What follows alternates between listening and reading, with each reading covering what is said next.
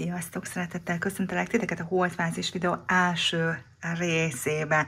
Az új hold, a rák új hold időszaka van jelen, most indul egy új hold hónap, tehát a következő 29 nap energiáit, lehetőségeit nézzük át ebben a videóban. Az első részben a közös csoportos kollektív üzenetet, a második részben pedig majd csillagjegyek szerint nézzük át, és majd hangzik el egyébként, hogy valószínűleg vélelmezhetően kinek mely életterületen fog jelentőssé válni mindaz, amiről itt beszélünk, meg természetesen tarotkártyákat, picit gyakorlatilasabban is megnézzük majd, hogy ebben az időszakban mire számíthatok. Tehát figyelem, ez nem a naptári, hanem a hold hónapot veszi figyelembe. Természetesen a naptári hónapnak megfelelő videók is már elkezdtek kikerülni a csatornára, szépen egymás után érkeznek, mindig a születésnaposokkal kezdünk, akik, mivel a rák új hold aktuális, most a rák csillagjegy. Ó, de térjünk vissza ide. 12 óra 32 perckor lesz pontos az új hold, de hát ez sosem egy kiragadott perc, pillanat, de nem is egy kiragadott óra, hiszen ennek is van elő és utó ideje is, úgymond, tehát van egy ilyen nagyobb időszelete, amikor már és amikor még lehet érezni a hatását, ez plusz-minusz 1-2 nap a tényleges új hold időszakához képest. Most is 3 pakliból húztam nektek kártyát, a Work Your Light pakliból, az Istennő kártyából, orákulum kártyából, és az Istenek és Istennők és őrzők pakliból. Legyen itt férfi energiának és lehetősége megnyilvánulása, ahogy látjátok, Merlin meg is jelent. Merlin, Niki Isten, és hát a lélekcsalád kártyája, a lélekcsalád üzenetet, a lelki társaink, jó értelemben, vagy más értelemben vett, szóval értsétek jól, mert a lélekcsalád tekintetében nagyon sokan nincsenek képbe, hogy valójában az mit is jelent, szóval, hogy a jó értelemben vett, vagy jól értelmezett, mondom így, lélekcsalád van itt jelen, és erről nagyon sokszor kapunk mostanában üzenetet. Kiemelten fontos azoknak az embereknek a közösség, a társasága, a velük való kapcsolattartás, akikkel ténylegesen jól tudunk együtt működni, mert lélekszintű kapcsolódás, közös feladataink vannak. Itt ez a lényeg, ezek a kapcsolódások attól többek, jelentősebbek, mint az általános vagy átlag kapcsolataink, hogy van egy közös lelki küldetésünk, feladatunk, karmikus feladatunk, amit együtt nagyon jól tudunk teljesíteni. Ez azt jelenti, hogy a tökéletes társak vagyunk egymás számára az adott dolog megéléséhez, megtapasztalásához. Na, ezekkel az emberekkel való kapcsolódás, ezekre az emberekre való rátalálás, felismerése, ez rendkívül időszerű. És hogyha itt van Niki Isteni az ambíció energiájával, akkor láthatjuk, hogy kiemelten fontos dolgaink most rendkívül előtérbe kerülnek az életünkbe. Lehet, hogy eddig is valamit fontosnak tartottunk, de akkor most ez valahogy sürgetőbb érzés is. És nyilván csodálatos, hogy itt van hozzá a lélektárskártya, mert egyrészt akár tudjuk, hogy miért, például azért, mert megjelennek az életünkben az ahhoz kapcsolódó emberek. Tehát ha most ők elindulnak közös küldetésünk teljesítése felé, ha mi nem indulunk el, nem fogunk tudni találkozni, nem lesz egy közös pont, nem jön létre a szinkronicitás. Életbe vágó, mondjuk így kis túlzással, hogy mi sem tétlenkedjünk, mi se késlekedjünk, hanem bizony azokat az ambíciókat, és most tényleg jó értelemben vett ambícióinkat, tehát itt lelki dolgokról van szó, tehát nem az én akarom, nem az ego elképzeléseiről.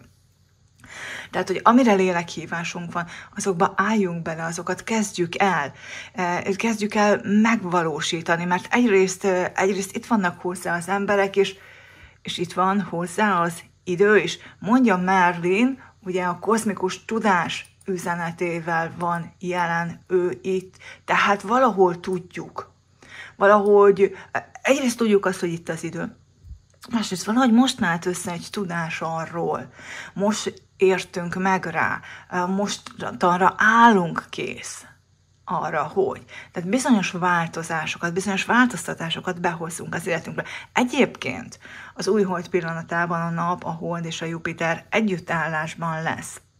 Nem csak a nap vagy a hold, hanem a Jupiter is. Tehát ez nagyon erőteljesen segíti a lélekcsaládok, és hát ugye rákjegy, család, otthon, kiemelten fontos. De itt most akkor látjuk, hogy lélekszintű család, lelki otthon, ahol a lelkünk otthon érzi magát. Ezek a kapcsolódások kiemelten fontosak. A Jupiter egyébként is ugye Merlin, abszolút jupiteri energia. A bölcsesség, a tudás, a bőség is egyébként, a bölcsesség, a tudás, a magasabb, kozmikus szintű tudás. Ugye ez abszolút itt van a Jupiterre. Nap, hold együtt. A nap is és a hold is támogatja. Az ambíció, nézzétek, milyen aranyszínben van itt, és itt pedig a hold, a család szó egyértelműen hozza az energiát. De hát tényleg, mint hogyha a nap, hold, Jupiter együttállás így megjelent volna a kártyákba. Kiemelten fontos. És hát, hogy arról ne is beszéljek, hogy minden abban a pillanatban, amikor ténylegesen együtt áll a nap és a hold plusz a Jupiter, majdhogy nem, tehát majdhogy nem a legszorosabb, tehát Jupiter egy picit egy fokkal van lemaradva, az szinte majdnem semmi. Mit akartam mondani? Mindez a 9-es házba történik. Megint a tudás, a magasabb szintű tudások háza, a bölcsesség házába. Eszméletlen sok megértés, felismerés érkezhet hozzánk.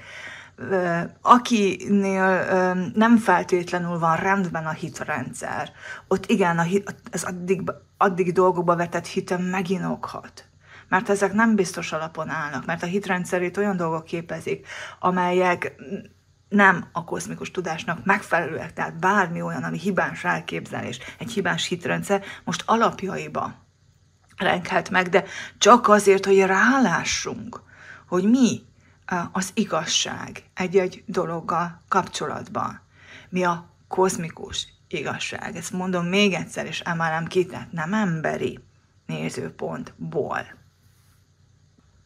Mi az, amire tényleg törekednünk kell? Kik azok, akik tényleg közel állnak hozzánk? Kik az igazi családunk adott esetben, és akkor itt lélekcsalád, és ez nem, sajnos nem mindig esik össze a genetikai családunkkal.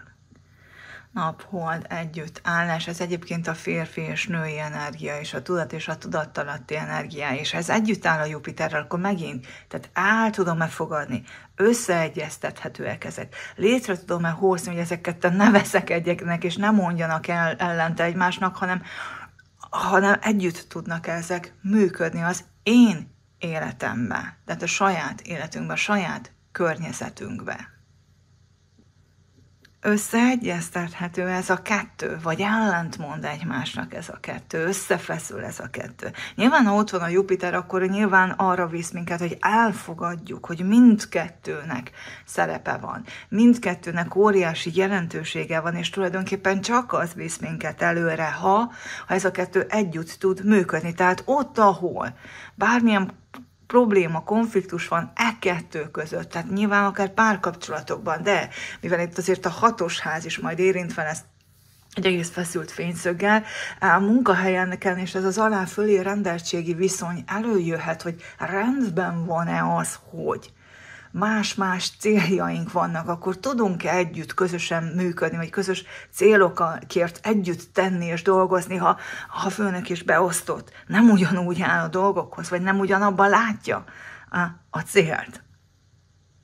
Magyarán nem közös érdekeik vannak, hanem mondjuk az egyik a másik rovására iparkodik és törekszik előre jutni és előre lépni. Mert csak most kifejezetten mindig így van, de most ezt érezhetjük is, majd meg is élhetjük, és meg is tapasztalhatjuk, tehát nem csak egy elvont idea lesz, hogy együtt tudunk csak jól együtt működni. Tehát ahol együttműködésre van szükség, ott nagyon markáns lesz annak a hiánya, ha valamiért nem megy. És nyilván jöhetnek felismerések, hogy miért nem megy, akkor mit kéne tenni, min kell változtatni. És remélhetőleg ezeket a változtatásokat meg is fogjuk tudni lépni. Hát vagy a másikkal együtt, vagy ha a másikkal együtt nem lehet, akkor nyilván majd keressük azokat, akikkel megy a dolog közösen. Azt hiszem, hogy sokkal kevésbé leszünk toleránsak azokkal szemben, akik nem tudnak együtt működni velünk. Nyilván nem egyéni, hanem közös céljaink szempontjából. Sokan fogják érezni, és ehhez is kereshetik a párt az együttműködést, és itt is majd létrejöhet törés, ha ez nem sikerül. Szóval, hogy sokan keresik a magasabb rendű célokat, vagy akár magyarázatokat. Tehát itt Merlinnel az ember nagyon erősen megjelenik a Merlin kártya, nagyon erősen megjelenik az igény és a vágy a kozmikus tudás és előre lépés iránt. Ez mindig egy javító szándék. Ez mindig egy előre lépést jelent, de mivel itt Merlin van, itt nagyon erős, újfajta, tudatosabb, magasabb rezgésszintű energiák vannak, és hát hogyha a másik nem áll készen, hogy ezekre rálásson, adott esetben akár ezekkel teljesen, totálisan szembe megy, adott esetben akár hülyeségnek tartja, elnézést a kifejezésért, akkor nyilván megint könnyen kerülhet sor kenyértörésre. Tehát, hogy nem megy. Tehát, van egy magasabb szintű tudása és ismeret és rálátás az embernek a dolgokra, és azt látja, hogy a másik ez nem csak, hogy nem ér fel, hanem nincs is igénye arra, hogy a dolgokat jobban megismerje. És most lehet, hogy egy spirituális dologról szól valakinek az életében. Másoknak lehet, hogy abszolút szakmai, vagy akár csak érzelmi dolgokról van szó. Ez mindenféleképpen bármely területen lejátszódhat. Rálátok, hogy ez így nem oké, ez így nincs rendben. Megjelenik nyilvánvalóan ezzel együtt. Hát nem csak, hogy megjelenik, hanem alapfeltétellé válik az az igény, hogy na, akkor ez így nem maradjon, legyen jobb. Ha ehhez van partner, akkor azt el tudjuk fogadni, ha ehhez nincs partner, akkor elfogadjuk azt a tényt, hogy velem nem, és marad annak a keresése, hogy akkor kivel. Tehát itt jöhetnek, mehetnek ám kapcsolódások. Egyes kapcsolódások feloldódhatnak, míg mások létrejöhetnek. Ezzel együtt egyébként a jó együttműködés alapja a kellő önismeret, tehát nyilván, és amikor Merlin itt van, tehát rendkívül kedvez ez az időszak annak, hogy az önismeretnek. Akár most ki vagyok én, mi van a tudatalatimban, mi van a tudatomban, milyen céljaim vannak, milyen elképzeléseim vannak, mit akarok megvalósítani, mi a lélek küldetésem, mifelé akarok törekedni, mi az, amit el tudok fogadni. Tehát ezzel mind-mind, ezen elkezdhet dolgozni az ember, tehát érezhetitek a vágyát és az igényét, hogy ezekkel a dolgokkal, hasonló dolgokkal tisztában legyetek, adott esetben helyre tegyetek magatokban dolgokat, harmonizáljatok magatokban dolgokat, meggyógyítsatok bizonyos rendellenességeket, most akár energetikai blokkokról is beszélhetünk, tehát bármi, amit gyakorlatilag, amit éreztek, hogy úgy behatárolja jelenleg a lehetőségeiteket. Szóval, hogy elkezd az ember magába ezzel tisztába jönni, és elkezdi keresni, ugye, megfigyelni a környezetét. Ki az, akivel ebben tudok kapcsolódni? És hát, hogyha nem találjunk, ha nem találjátok, akkor az ember elkezdi hívni azokat, akik. Mert nem kell egyedül csinálni. Az ambícióink, az elképzeléseink most összefogással, másokkal való összefogással működhetnek. Erről szól nap, hold, Jupiter együttállás.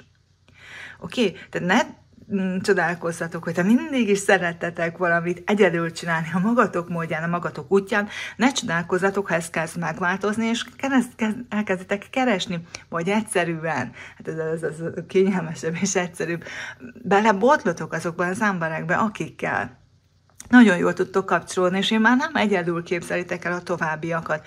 Ha pedig valaki nyakas, akkor lehet, hogy ez nehézséget okoz, akkor pedig itt az üzenet, ha nem megy, akkor azért nem megy, mert egyedül akarod megvalósítani. Ez most itt az együttműködések időszaka, nem akármilyen kapcsolódásokban, nyilvánvalóan ez a lélek-család energia van itt. Tehát lehet, hogy, és valószínűleg neked is ott van, vagy ott lesz a közeledben az az ember, akivel nagyon jól együtt tudnál működni, és nagyon jól meg tudod valósítani a terveidet, egyébként közös terveiteket, mint ahogy majd ki fog ez egyébként terülni, de akkor nyitni kell e felé. Tehát ez azt jelenti, hogy nyitni kell e felé. Nyilvánvalóan szellemiekben, és nyilvánvalóan majd adódik a helyzet és a lehetőség, akkor ugye gyakorlatiakban is. Nagyon jó időszak minden energetikai munkának, gyógyításnak, egyébként. És minden olyan kapcsolati elköteleződésnek, még egyszer mondom, bármilyen kapcsolat, ami előre visz titeket. És igazándiból Niki istennővel egy nagyon sikeres együttműködés lehet ez. De akkor megint mondja, hogy adott esetben, ha van ezzel gondotok, akkor fordítsatok arra is figyelmet, és akár erre is lehet egy közös együttműködés valakivel. Lehet, hogy ehhez találtok, vagy kell találnotok segítőt. Szóval, hogy itt feszegetve lehet, akinek van ezzel gondja, annak feszegetve lehet az a problémakör, hogy megengedem már magamnak a sikert, a győzelmet. Tehát, hogyha nem szeretsz a rivalda fényben lenni és fürdőzni az elismerésbe, nyilván megint nem szélsőséges mértékben, de ha úgy érzed, hogy szégyellős vagy, ha úgy érzed, hogy nem érdemled meg a sikert, vagy a sikert igen, de az elismerés nem, akkor nyilvánvalóan ez vagy blokkolja ugye azt, hogy egyetlen sikeres legyél, vagy pedig nagyon erőteljesen rámutat, hogy itt még foglalkozni kell valamivel, mert akkor most ez majd biztos, hogy, tehát meg kell, hogy történjen. Jó, tehát igen, akkor ilyen értelemben kényelmetlen és kellemetlen helyzetbe hozhat ez az élet, de hát gyakorlatilag ez megint csak azért, hogy. Tehát, hogy engedjétek meg magatoknak, hogy megtanuljátok, hogy hogyan engedjétek meg magatoknak azt, hogy sikeresek és eredményesek legyetek, és ez a siker és ez az eredmény, ez elismerésként is megjelenjen az életedbe. Oké, tehát hogy ez nem egy zavaró tényező legyen. És még azzal együtt sem, hogyha látod mások valós irigységét, az se zavarjon téged. Tehát ez az elfogadás, ez a jupiteri energia, amit itt Merlin is többek között más analógiákban de megjelenít, ez erről szól. Hogy igazándiból a saját tapasztalataimat élem meg, és hogyha én nem tapasztalom, hogy milyen az irigység, mások sikerei iránti irigység, akkor egyszerűen nem fog érdekelni.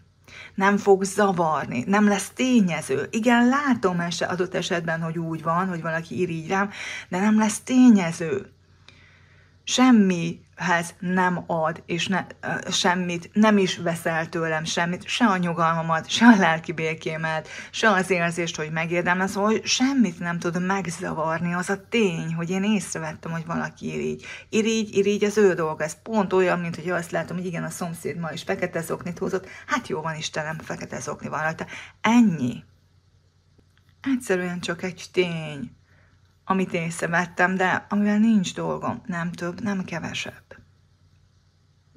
Szóval, hogyha ilyen vagy bármi más módon problémátok van az elfogadással, a siker elfogadásával, akkor igen, az most itt kihívásként megjelenhet. Vagy eszméletlenül vágytok a sikerre, de nem éritek el, hiszen magatokat blokkoljátok, vagy ha eléritek, akkor igen, szembesülni kell azzal járó kényelmetlenségekkel, mert hogy azzal nem jár együtt semmilyen kényelmetlenség, de ti mögé tehetitek, mögé láthatjátok ezt az energiát, és akkor bizony azt nektek kell onnan elmozdítani, nektek kell azt hárítani. Mindenkinek ugye a saját démonaival, mindenkinek magának kell megküzdenie. Egyébként Merlin, hogy hozzá egy holisztikus szemléletet, nem véletlenül, hogy a Jupiter energiákat képvisel, mert ez a Jupiter pont erről szól, tehát az elfogadás, hogyha mindennel elfogadásban vagyok, akkor ugye egy holisztikus látásmód jellemez, tehát gyakorlatilag a hold és a nap energiája, mind a kettő, és számtalan más energia ott van, jelen van, azokat összeegyeztethetem, mindent figyelembe veszek, mindent számításba veszek, tehát nem szűk fókusszal, hanem egy ilyen tágfókusszal tekintek a dolgokra, látom a nagyobb képet, és az egészen foglalkozom, nem veszek bele a részletekbe. Jó, tehát és nem veszek bele a részletekbe, nem veszek bele az egyéni kis céljaimba, ambícióimba, hogy túlzottan egoista legyek, túlzottan akarjak, túlzottan ráfeszüljek dolgokra, és csak olyan szinten célorientált legyek, hogy senkivel, semmivel nem törődök, senkire, semmire nem vagyok figyelemmel, tekintettel. Tehát nyilvánvalóan nem ezt a szűk látásmódot mondja, hanem egy nagyon is nagyon holisztikus dolog van itt, tehát itt a céljainkat, a közös céljainkat és a közös terveinkkel tudunk most jól azonosulni, és azért tudunk most nagyon sok mindent megmozgatni. Jó, hát ha ez a holdfázis videó, ennyi volt a holdfázis videó első része, nézzük meg a második részben, akkor, hogy melyik jegynél ez hogyan működik. Most itt csillagjegyeket is nézzünk majd, de ha neked az szimpatikusabb, akkor pakliválasztós módszerrel is mehetsz, de lényeg a lényeg, nézzük meg, hogy ez hogyan fog működni kicsit gyakorlatilasabb szinten.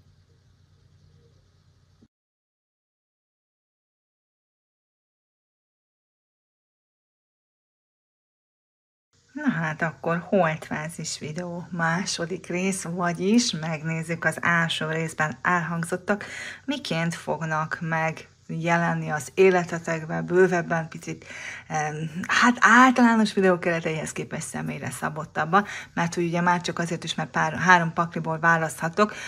Most még igazándiból a pakli választás módszer szerint tudtok választani, mert hogy mindjárt majd 12 csillagjegy közül 4-4 hozzárendelünk mindegyikhez, és akkor már naphold aszcendens állástok szerint tudnátok nézni, de ha valaki úgy gondolja, hogy őt ez befolyásolás, csak a paklik szerint szeretne választani, akkor most van itt a lehetőség, hogy ezt megtegyétek, megállítsátok a videót, és megpróbáljatok ráhangolódni a kártyákra, mert akkor nézzük, hogy mely csillagjegyeket képviselnek az egyes paklik. Ikrek, az egyes pakli a tiétek. Mérleg, a 2-es pakli. Így lesz majd egyébként az időbélyeg 1-es, 2-es és 3-as pakli. Vízöntő 3-as pakli, hát akkor a 3 levegőelem eloszlódott szépen 3 különböző pakliban. Na nézzük.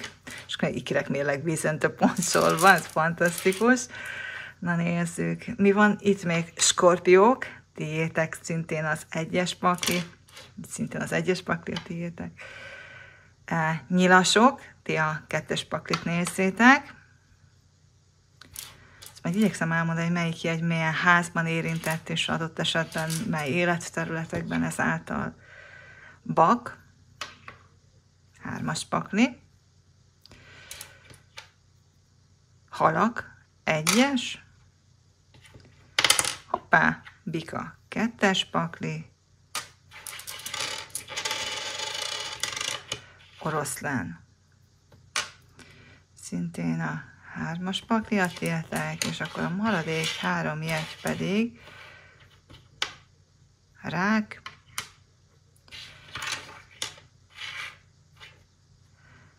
kos,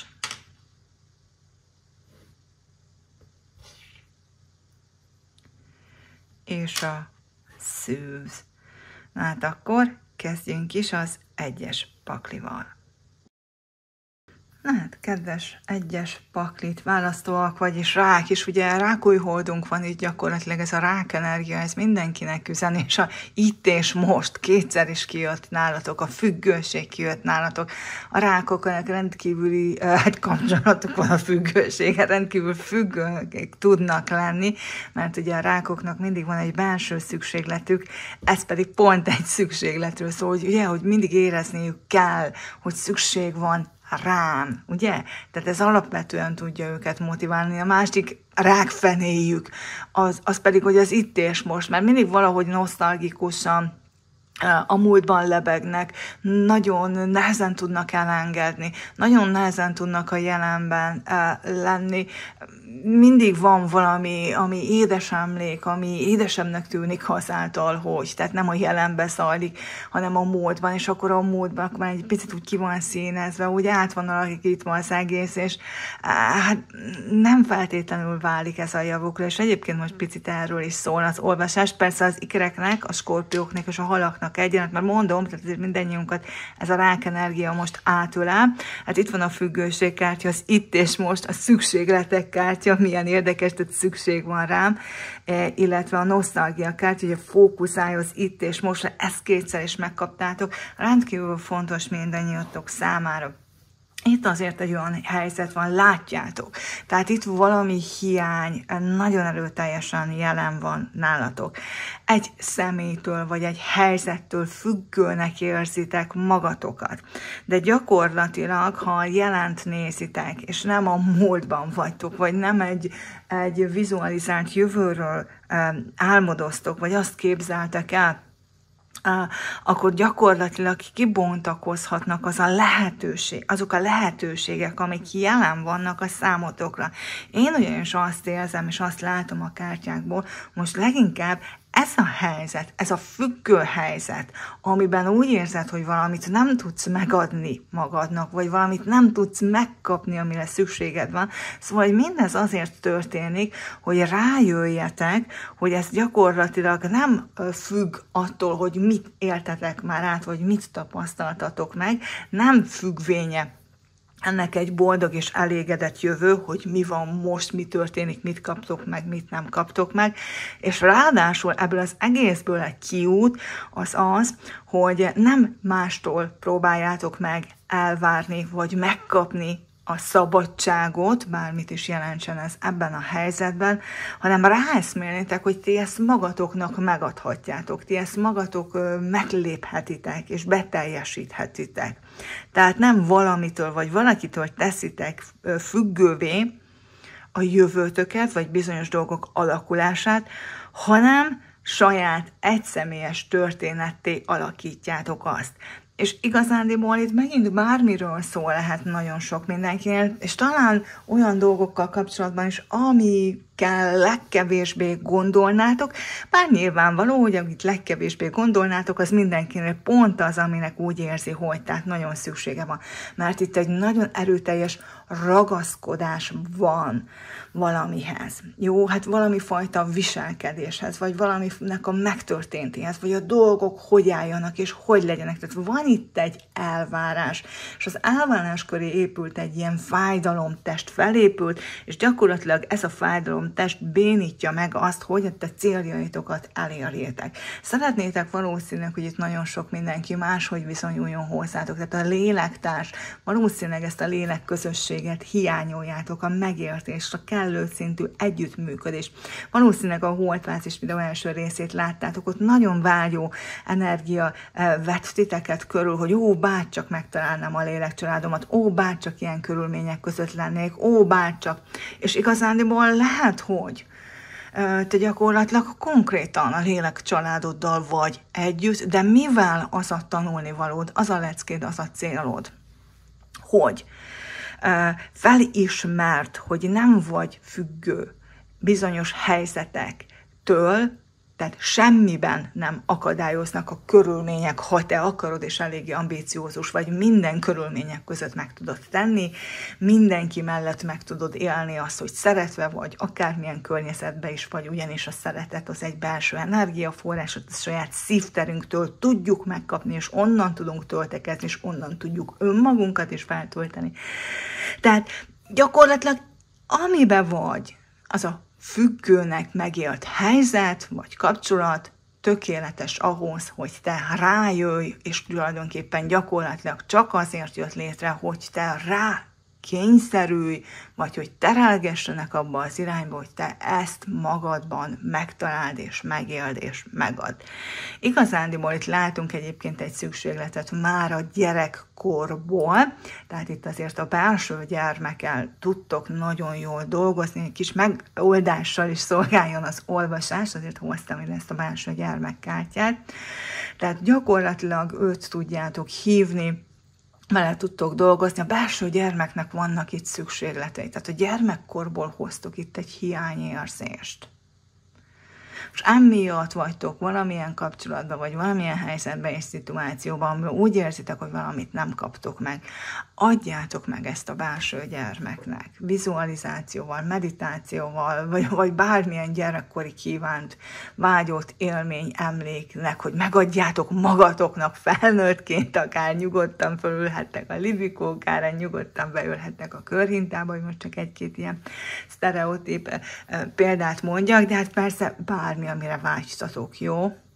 Hát igazániból itt egy picit ez a belső gyermek túl lett szabályozva, vagy túl lett korlátozva, valószínűleg nem élhetett meg olyan dolgokat, amik segítették volna őt abban, hogy, tehát ő átérezze a létjogosultságát az összes álmának, vágyának, vagy akár érzelmeinek.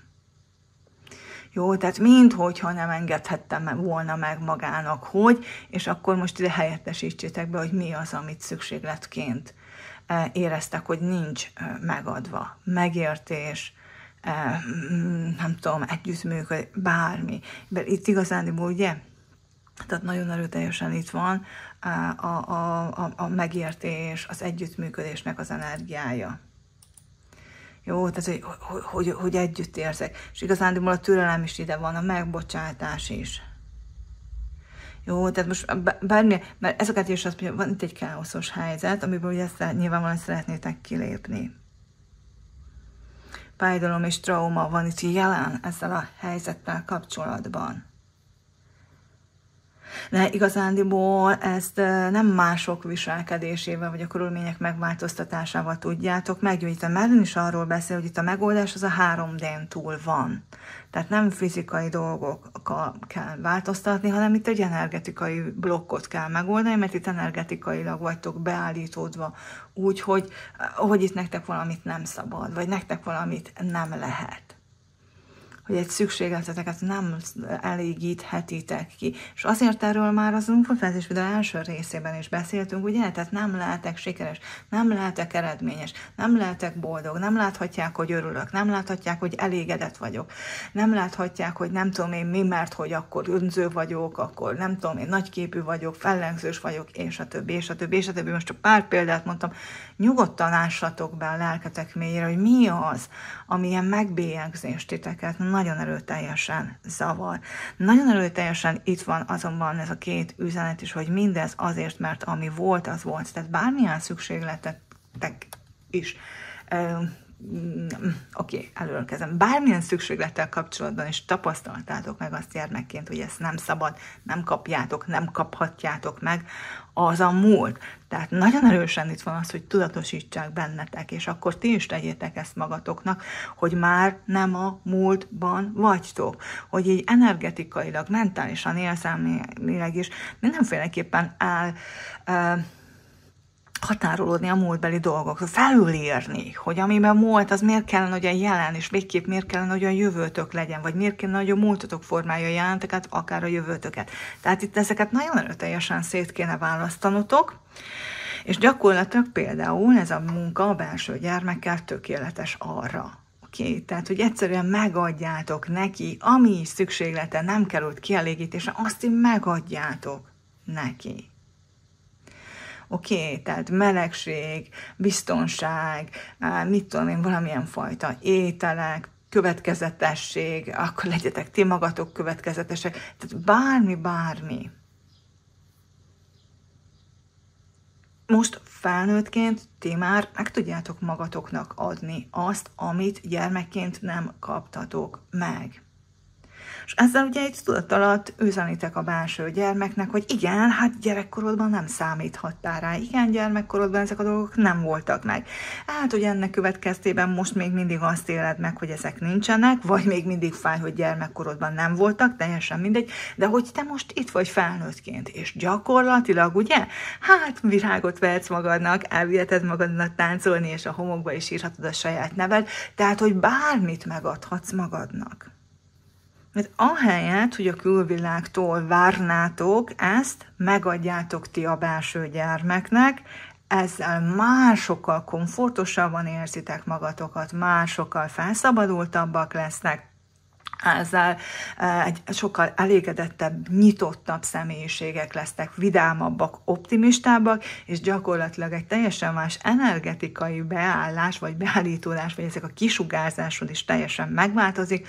Na, hogy újfajta embereket, helyzeteket és szituációkat fogsz ezzel már bevonzani. Oké, tehát rendben van, hogyha a saját dolgaitokat teszitek és helyezitek előtérbe, mert ugye rák új hold, új dolgok, új kezdetek, az újdonság, tehát mindannyian új időszakot, új ciklus szeretnénk kezdeni, és úgy látszik, hogy nálatok ez nincs itt a rendben, mert nincs rendben, hogy ti ne lehetnétek a saját magatok prioritása. Vannak azok a helyzetek, vannak azok a szituációk. Nyilván nem kell túltolni, de az egyik véglet ugyanolyan kártékony, mint a másik. És ti az egyikbe bizony beleestetek. Nem arról van szó, hogy rohanjatok a másik végletbe, de találjatok meg egy köztes arany utat. Tehát itt gyakorlatilag hiába vártok arra, hogy, tehát itt a lélekcsalád, ez ezen a módon érkezhet el.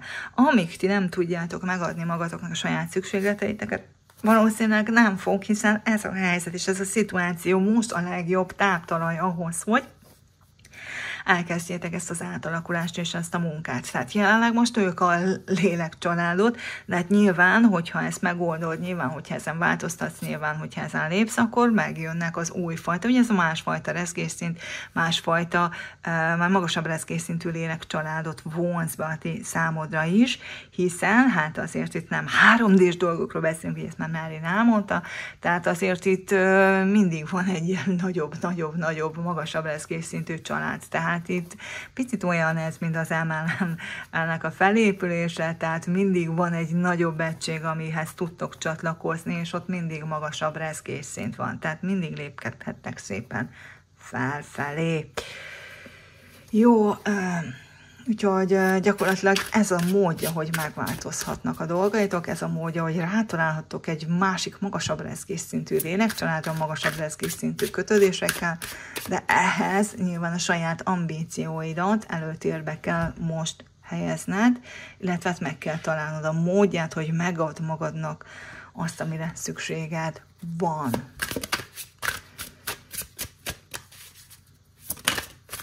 Ugye fel kell építeni a bizalmat a belső gyermek, hogy itt vagyok, és mindig számíthatok magamra.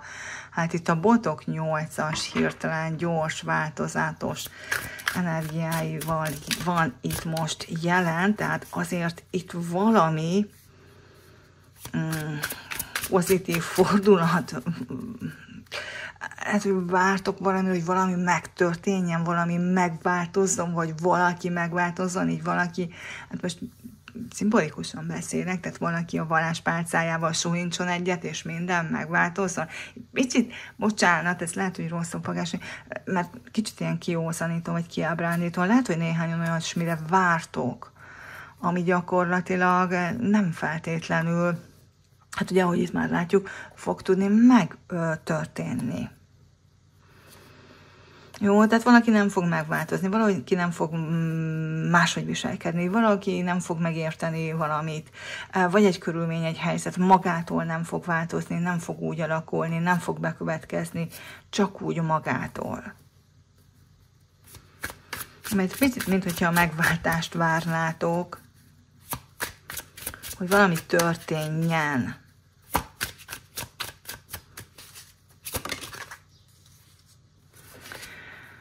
Jaj!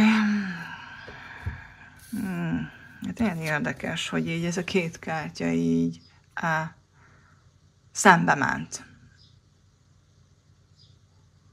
De ebben megint azt látom, hogy múlt és jövő, tehát itt szembe mennek egymással a dolgok. Nincsenek összefüggésbe a dolgok. Tehát ne gondoljátok, hogy valami megszűnt, valami lezárult, valami történt, valami elmúlt, akkor ne kezdődhetne valami teljesen új. Azért, mert valami megtörtént. Tehát ez megint azt mondja, hogy ugye, itt ezek a, minek neveztem, vagy minek hívják, ezt nem stigmákat mondtam, azt hiszem, megbélyegzés, nem jut eszembe ez a kifejezés. Tehát ne gondoljátok, hogy valami körülmény, helyzet, szituáció, amit megéltetek, vagy ami történik, vagy amiben benne vagytok, az visszavonhatatlanul, megmásíthatatlanul befolyásolna dolgokat, és végképp ne azt, hogy mi lehetne ezután, milyen új dolog lehetne ezután. De ez a kártya, a botok 8-asnál, amit elmondtam, az nem azt jelenti, hogy ne lehetne másképp, ne lehetne jobb. Lehet jobb, csak épp nem úgy, hogy majd történik valami. Folyamatosan megint ezzel a kártyával azt érzem, hogy azért, mert valami úgy van, vagy úgy volt, ebből következik, adódik visszavonhatatlanul, megmásíthatatlanul, hogy valami nem változhat a jövőben, vagy a jövőben nem lehet máshogy, vagy jövőben valami ne lehetne, vagy ne történhetne, mint hogyha valami kizár, úgy fognátok fel, hogy kizárt dolog, ezért meg azért ez és ez kizárt. Ne gondolkozzatok ilyen végletekbe, mint halál meg születés, vannak itt átmenetek, és vannak itt másfajta történetek, ahogy viszont a dolog átalakítható és megtörténhet. Jó, de ne gondoljátok, hogy ez az új ciklus csak úgy történhet, hogy ti fölégettek magatok mögött valami hidat, és valamit végérvényesen lecseréltek magatok körül, és minden. Tehát továbbra is mondja a kártya, hogy ahol vagytok, amiben vagytok, az a tökéletes, mert ad egy igaz, nem pozitív, hanem negatívként megélt, de gyakorlatilag ad egy motivációt nektek. És az, hogy elfogadjátok, az nem azt jelenti, hogy na rendben, akkor áldozat vagyok, na rendben, akkor legyen minden rossz, meg még rosszabb, vagy innentől kezdve rossz. Az, hogy elfogadjátok, az az első lépés a megváltoztatásához. Tehát most a Jupiter energiája nagyon itt van, a Jupiter az elfogadásról szól, és itt is nektek is az elfogadás, az kiemelt volt. Hogy igen, most ebben a függő helyzetben vagyok, vagy azt élem meg, de ezt akkor fogadjam el, hogy ez van, mert hogyha elfogadtam, hogy ez van, akkor látom, hogy mik a valódi lehetőségeim. Amíg azt mondom, hogy én ezt nem fogadom el, ezt a körülményt, addig a körülmények megváltoztatására megy az energia, már pedig a körülményeket nem fogjátok tudni megváltoztatni, mert a körülmények pont azért vannak, hogy egy másik megoldásra tereljenek titeket. Tehát picit itt, mint hogyha el lennétek tévedve, és gyakorlatilag azt szeretnétek megváltoztatni, ami egy magasabb nézőpontból gyakorlatilag segít és támogat titeket. Ez egy szélmalomharc. Ehelyett mit javasol a kártya?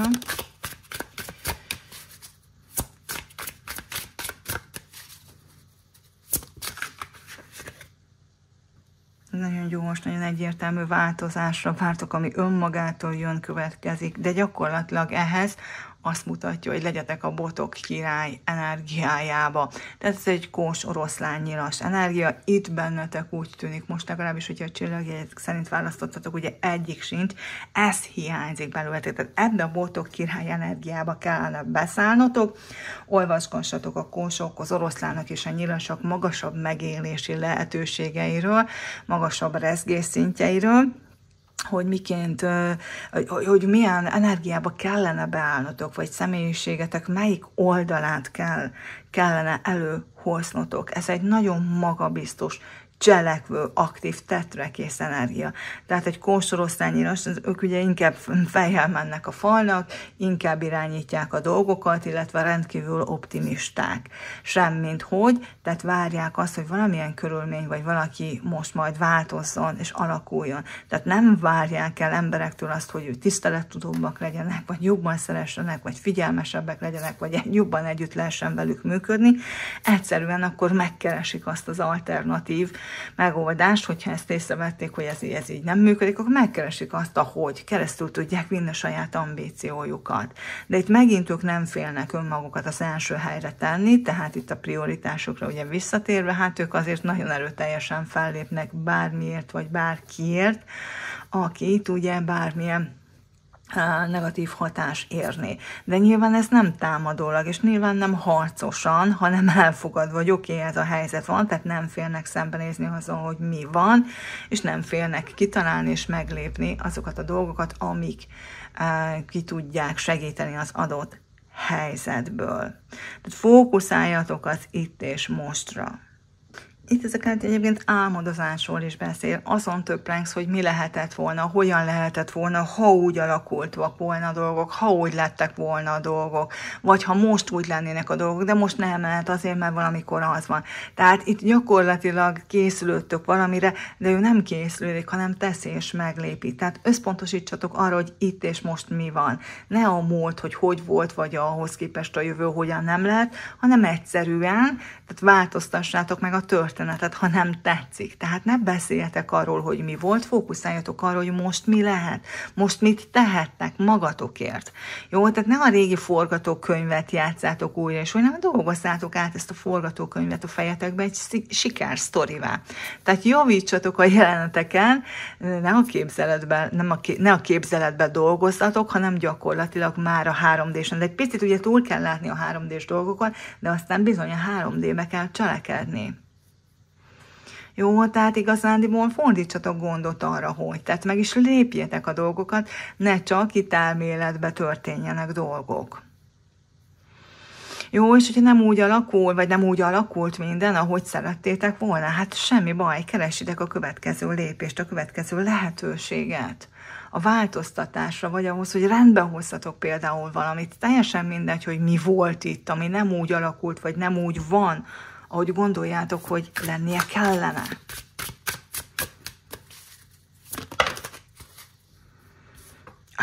És azért itt megkaptátok a botok királynőjét, és egy kardok 7-est.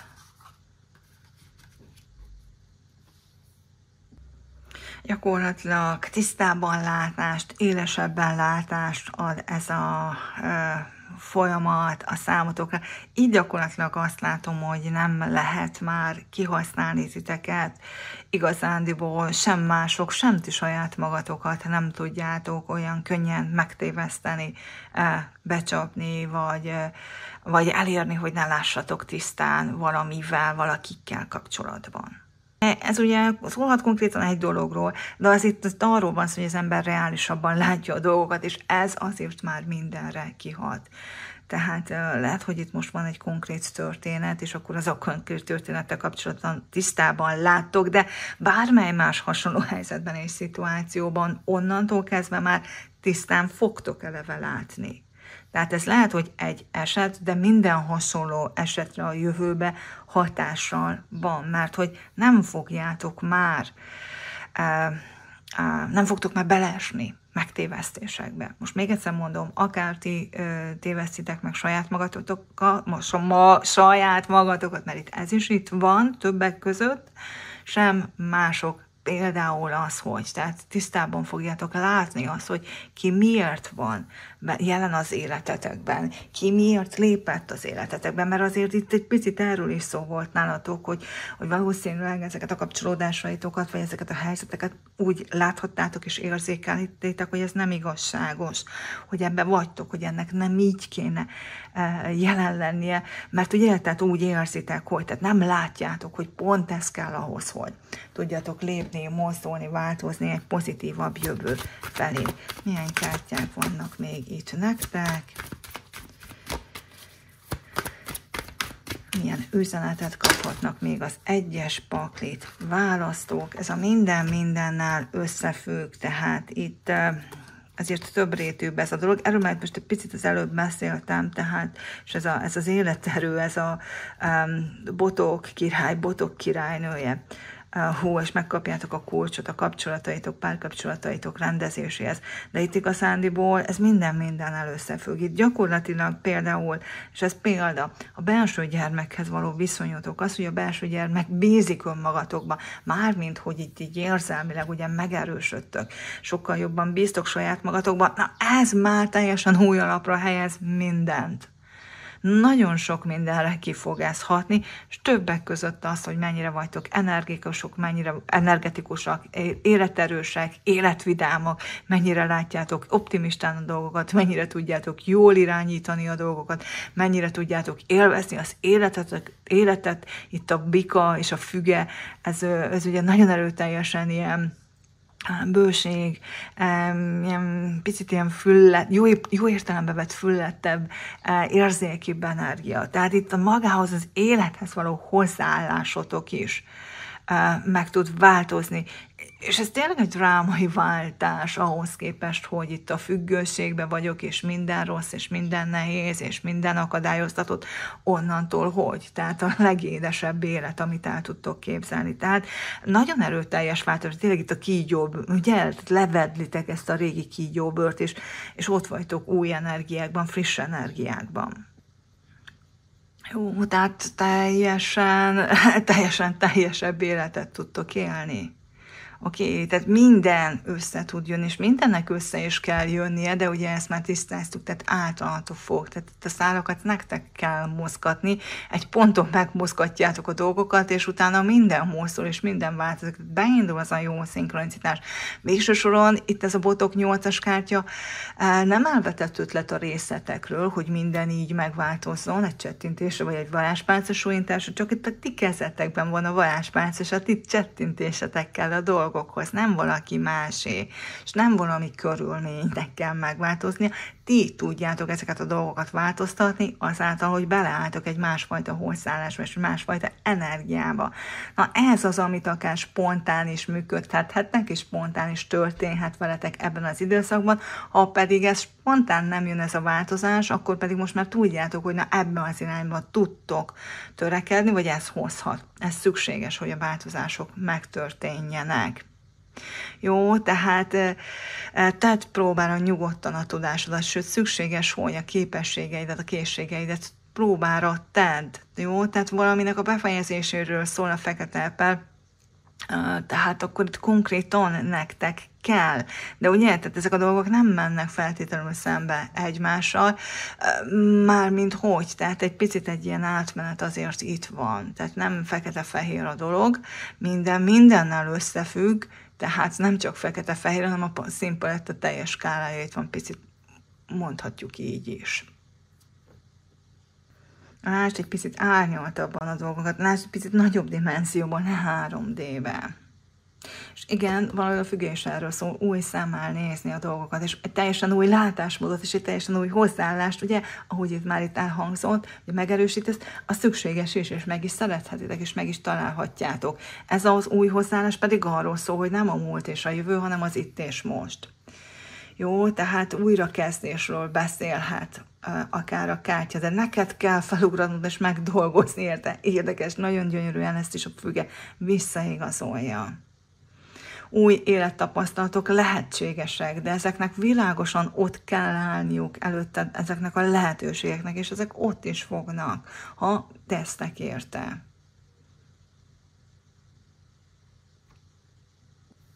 De figyelem, ez nem az üzenet, hogy jön majd, és akkor tehettek majd, hanem nektek kell az első lépést megtenni, és megalkotni azt, hogy ez megtörténjen, és végbe menjen. Egy gyors fejlődésről beszél egyébként a borsmenta is, tehát itt igazándiból a siker, az tényleg, ahogy mondtam, gyors, csak a ti csettintésetek, vagy a ti pálcaütésetek kell hozzá.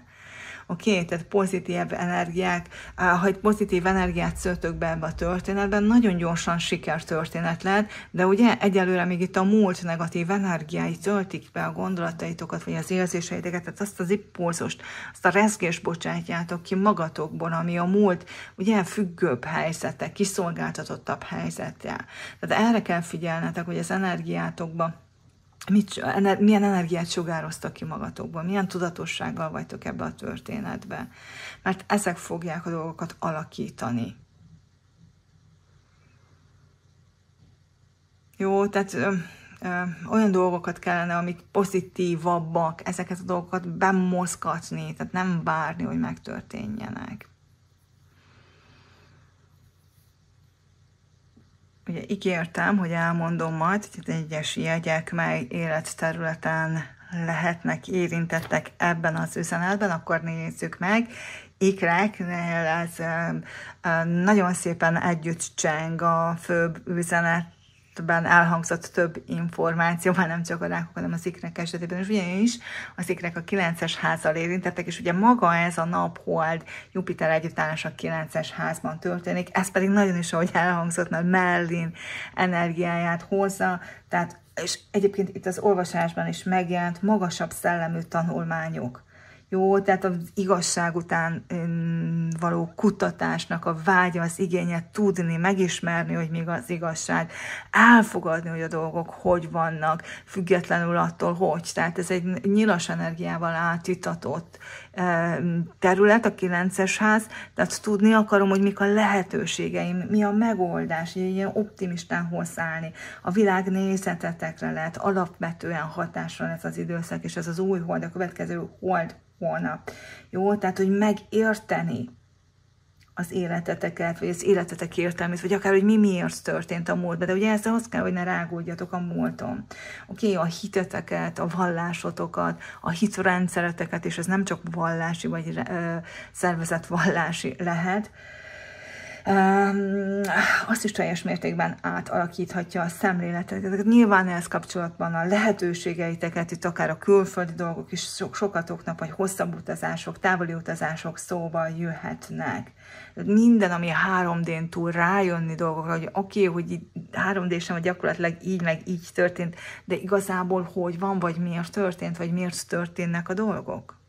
Erkölcsi, etikai dolgok is ide tartozhatnak, illetve hát a pénz is valamilyen módon, hogy a pénzzel mi történik, örökségek is akár, tehát valahogy ez én pénzem, a te pénzed, mások pénzek, kinek a pénze.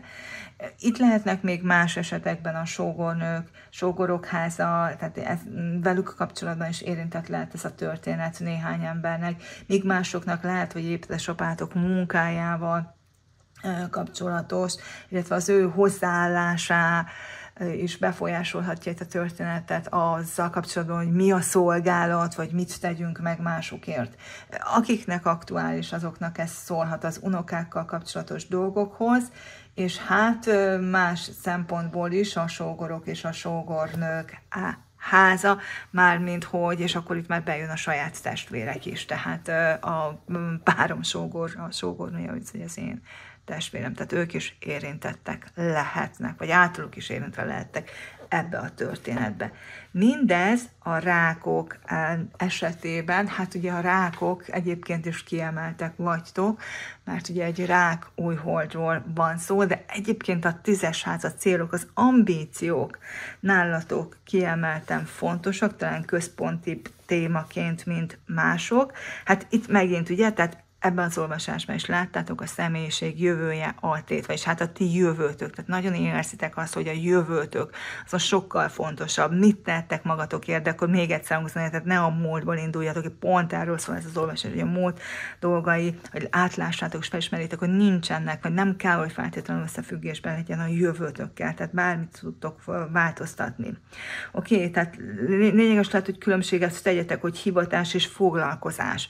Tehát oké, hogy valamit végeztek azért, hogy megélhessetek a pénzért, a megélhetésért, de itt felmerülhet már az igény, hogy azért ennél többen is legyen az, amit ez betölt a ti életetekbe. Illetve egy dologtól elvártátok, hogy az hivatás, akkor esetleg rálátni, hogy hát igen, ez nem az igazi hivatásom, ez egy pénzkereset, de erre is szükség van, és talán a célt, a hivatást, az elhivatottságot, ezt talán nem is feltétlenül a munkán keresztül találjátok és élitek meg. Ez is sokatoknál előjöhet, mint téma, mint kérdés felvetődhet. Alapvetően az érvényesülés, a világban való érvényesülés itt a téma, illetve hát ugye a karrier, ezzel kapcsolatban a karrier. Oké, tehát mi elérhető ezzel kapcsolatban? Mik a reális célok ezzel kapcsolatban, a társadalmi helyzetem mi ezzel kapcsolatban, és nyilván abban bekövetkezendő emelkedés vagy bukás is itt érintve lehet a dologba. Nyilván, hogyha akartok előrelépni, akkor nyilván ez is egyfajta változás. Jó, és hát igen, tehát, hogy mi miben kell változnotok, mit kell másképp csinálni, hogy egy-egy előrejutást el tudjatok érni. Tehát minden, ami elismerés ide tartozhat és szóba jöhet. Ugye, hát itt Niki Istennővel, ugye az ambíciók, utalás az anyára és a szülőt hozzáfűződő viszonyába. Igen, tehát ilyen értelemben az édesanya szerepe is, de hát itt a belső gyermek és a szükségletek, ez valahol már szintén itt volt, ez is itt felvetődhet. Egyébként a testvéreiteknek a halálháza úgymond, tehát itt a halált sem teljesen úgy értjük, hát mi a lemondások háza, vagy adott esetben a sógorok, sógornőknek a pénze, az anyagi helyzete, nyilván a testvéretekkel kapcsolatban. A gyerekek betegségháza, tehát a gyermekek hatos háza, a nagyobbak a gyermekek, akkor lehet ez az ő munkaházuk is, az ő munkájuk is ugye itt érintve lehet. Egyébként az após és az anyós háza, ők is itt vannak, tehát nagyon erősen ilyen rák, tehát nagyon erősen felsoroljuk itt majd, hogy nem már minden hozzátartozókat, és bizony a barátok visszavonulásának a háza is, tehát a barátok meg lehet, hogy olyan helyzetbe kerülnek, amiből nem könnyen tudnak mozdulni és változtatni. Nyilván ez megint csak akkor, ha ebben a témában érintettek vagytok, és ez van erre a témára hatással nálatok. Nézzük a skorpiókat, skorpiók. 2. házban vagytok érintettek, ez abszolút az anyagiak, a 3D-s dolgok, de ugye itt ne felejtsük el, tehát Merlin itt van nektek, kedves skorpiók, és mondja, hogy hát lássatok a 3D-n túl. A 3D-s dolgaitokban is lássatok a 3D-n túl. Tehát lássátok meg, hogy amikor az anyagiak, vagy a birtokolt dolgok, tárgyak, ingóság, ingatlanok tekintetében is, azok igen, ízig-vérig 3D-s dolgok, de a 3D-ben is mi jelenik meg, mi nyilvánul meg? Hát a 3D-n túli dolgok, tehát a szellem testesül meg minden anyagba, minden okkal történik, tehát mindennek köze van mindenhez. Ez nálatok nagyon erőteljesen itt van, ez kihívás lehet, vagy kérdés lehet, hogy mennyire tudjátok ezt jól látni, hogy a dolgok nem véletlenül vannak, vagy épp nincsenek az életetekben a 3D-s fizikai dolgok. Hogyan álltok egyáltalán, hogy minek kellene lennie, hogyan álltok az elengedéssel, hogyan tudtok lemondani dolgokról, mennyire tudtok ragaszkodni, akár függő helyzetbe kerülni bizonyos dolgokat, hogy a függőség az nálatok konkrétan erőteljesebben itt lehet.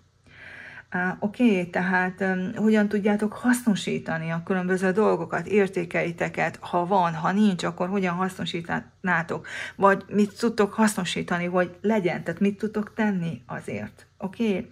Tehát igen, és a pénzt, mennyire függtök a pénztől, az anyagi helyzetetektől, a rendelkezésre álló lehetőségeitek, mennyire tudjátok azt meghaladni, mennyire tudjátok egyáltalán elképzelni, hogy ezt meg lehet haladni.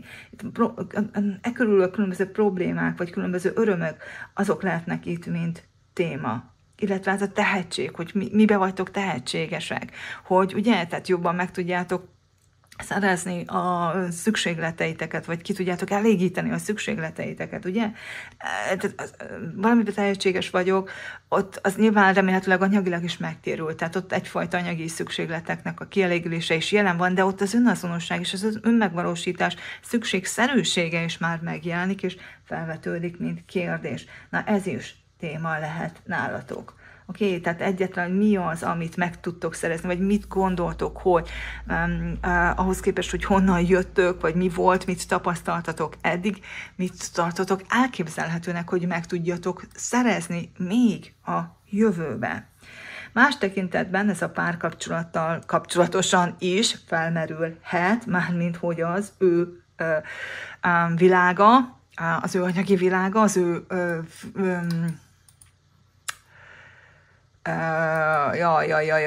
rálátása, hozzáállása ezekhez a fizikai dolgokhoz. Igen, azt hiszem így is mondta, hogy az ő viszonya, igen, ezt a szót kerestem, ezekhez a dolgokhoz. Az anya vágyainak a háza is ide tartozik, oké, és a barátok otthona, a barátok családjai, illetve hát a testvérrel kapcsolatos megpróbáltatások, nehézségek, kihívások is ide tartozhatnak, például az elérhetőségük, a jelenlétük, a vannak, itt vannak, jelen vannak, segítenek, támogatnak, mi történik vele jellegű dolgok.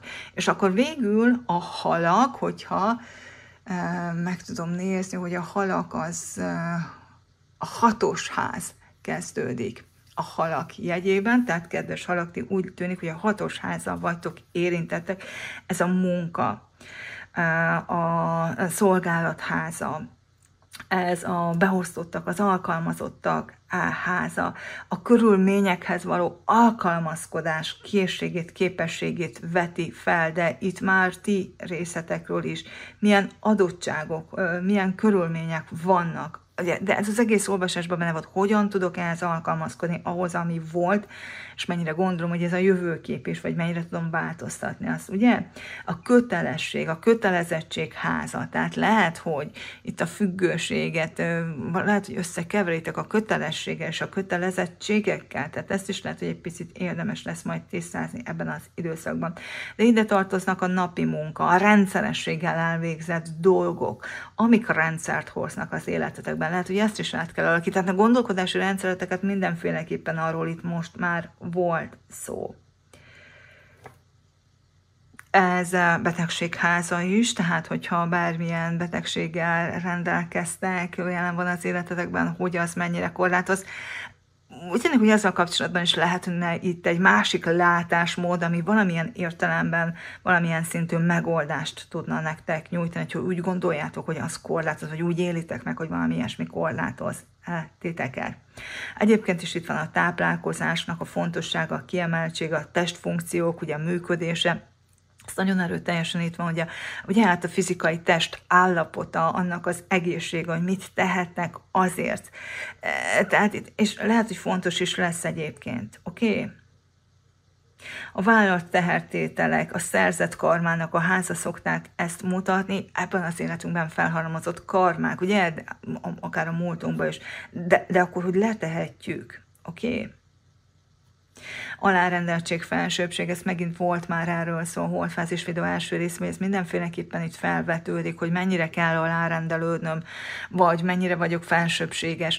Ennek a helyes mértéke és a helyes látása is fontos lehet a ti számotokra. Egyébként pedig érintettek lehetnek, ha nem így, akkor még a szülők testvérei, a párkapcsolat megpróbáltatásai adott esetben, akár titkai és nehézségei, vagy a nehézségek, amiket ő okoz, például a titkolózással, vagy az, hogy olyan dolgokkal, amikre nincs rálátásotok, amiről nem tudtok, ami titokban van, most akár direkt, akár bármely másoknál fogva, az anya hite és erkölcse is ide tartozhat, tehát az ő hitrendszere, az ő erkölcsössége, az ő normái számára mi fér bele és mi nem fér bele, illetve hát a barátok halál, vagyis hát 8-as háza, megint az, amiről tudok lemondani, vagy miről tudnak ők lemondani, vagy hát milyen lemondást várnak el adott esetben akár tőled.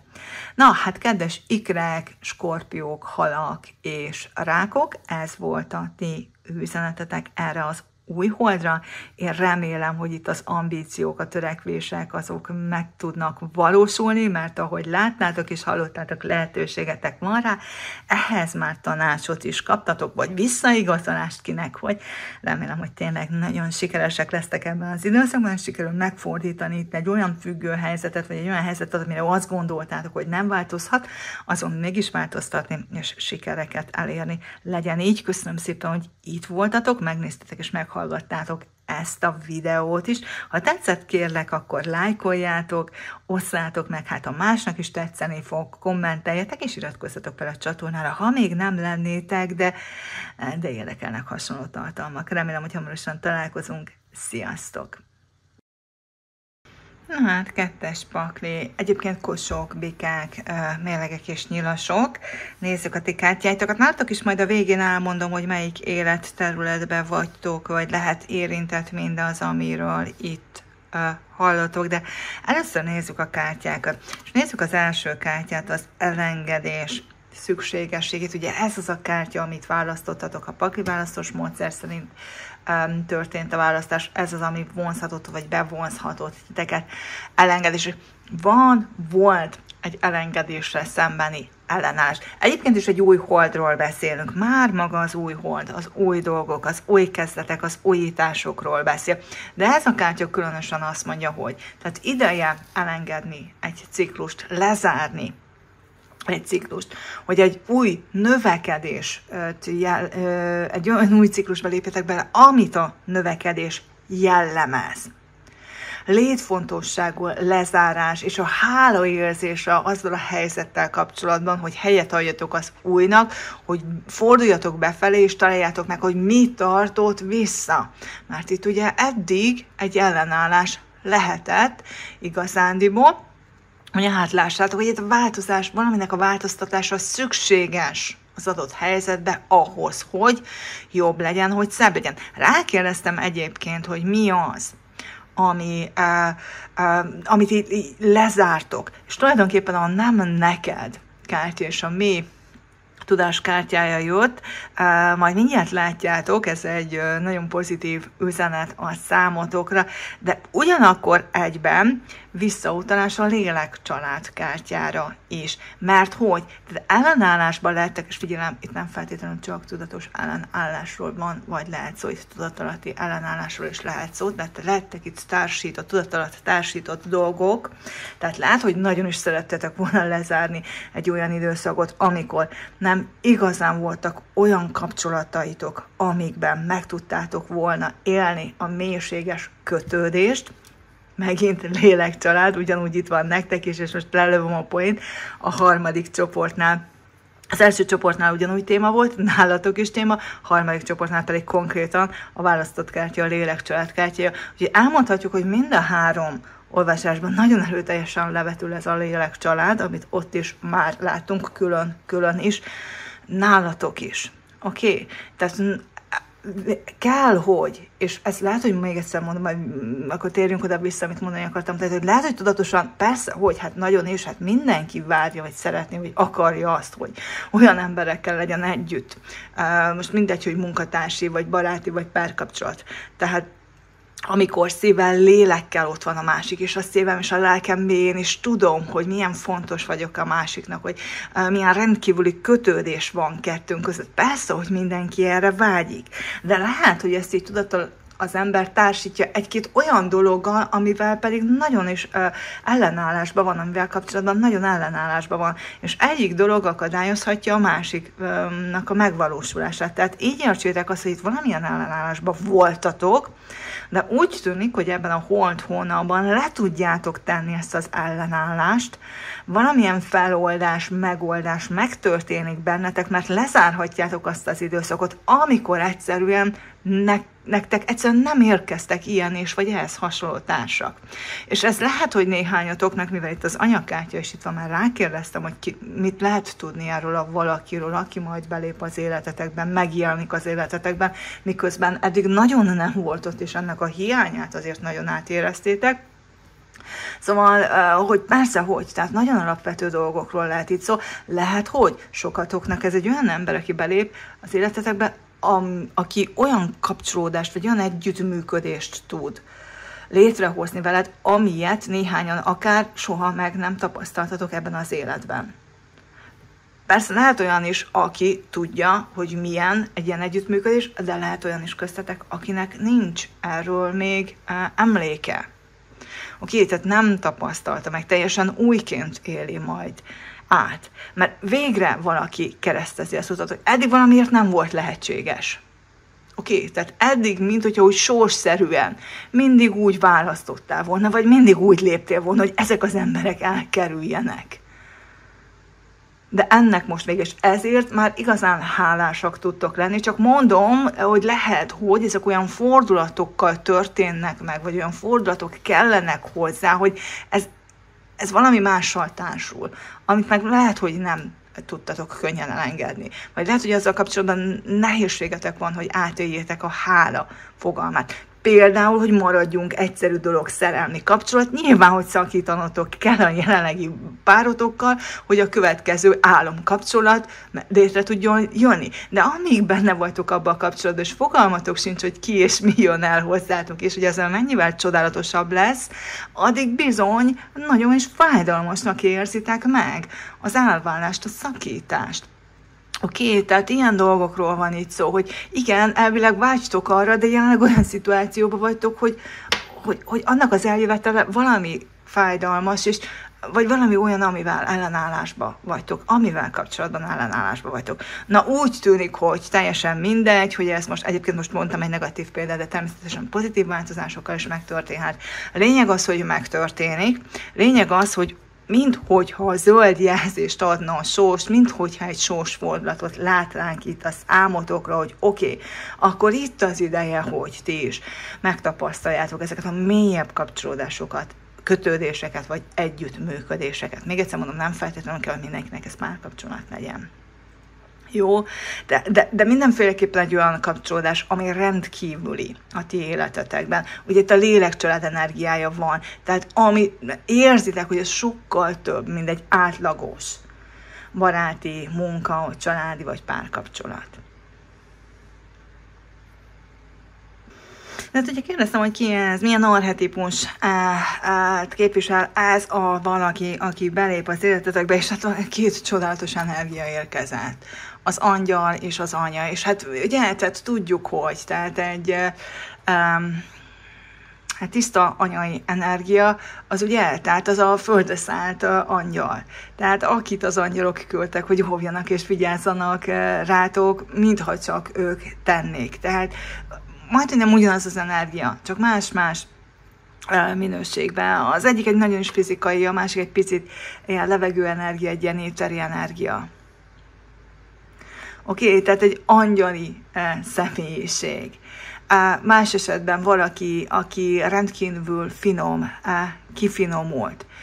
Nagyon jó megérzései, nagyon jó intuitív megérzései lehetnek, és emellett lehet nagyon szakmai ember, vagy nagyon műszaki ember, akkor a műszaki dolgokban van nagyon jó ráérzés a dologra, ez szinte követhetetlen, hogy honnan tudja, hogy működnek a dolgok, hogy épülnek fel, és hogy történnek. Tehát teljesen mindegy, hogy melyik területről van szó, itt nagyon jól működik az ő rálátása a nagyobb képre, és a nagyobb valóságra, és a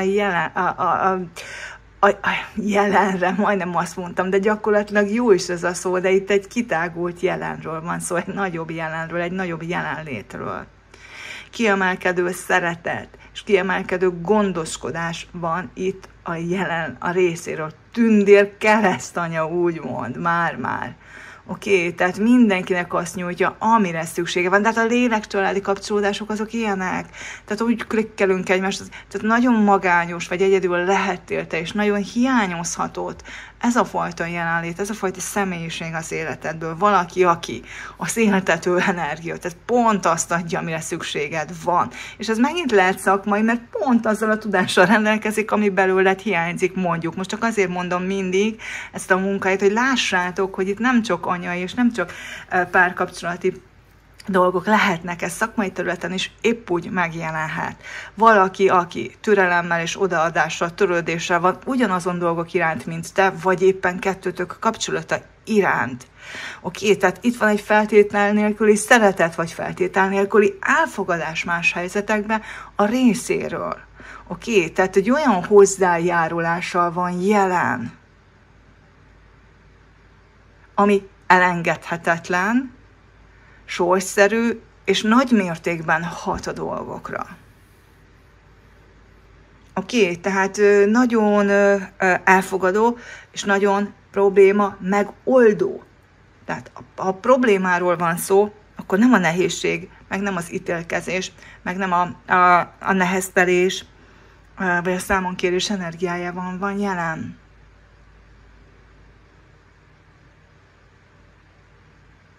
Oké, hanem a megbocsátás, az elfogadás az, amit képvisel. Mindent megad, mindent tud nyújtani, ami kell az adott helyzetben, ami hiányzik, úgyhogy ez is az egyes csoporttól szépen rezonál itt. Hát itt is volt valamilyen hiány, de hát ugye a lélektől pont erről szól, hogy jön és adja azt, amire szükségünk van. És persze mi is az ő életébe azt hozzuk, ettől ilyen szép pászol, ettől lélek kapcsolódás és lélek család. Kértem még nektek még egy kártyát, és még a rendkívüli hasonlóságoknak nincs még vége ezzel a kártyával, csak tovább fokozódik. Ugye ez az utolsó negyed a szűz jegyébe, csillagjegyben, holdfázis kártya, és itt konkrétan itt van az, ami itt volt, hogy amit mondtam az egyes csoportnál. Ez nem arról van szó, hogy csettintünk az ujjainkkal, és a dolgok változnak, hanem hogy.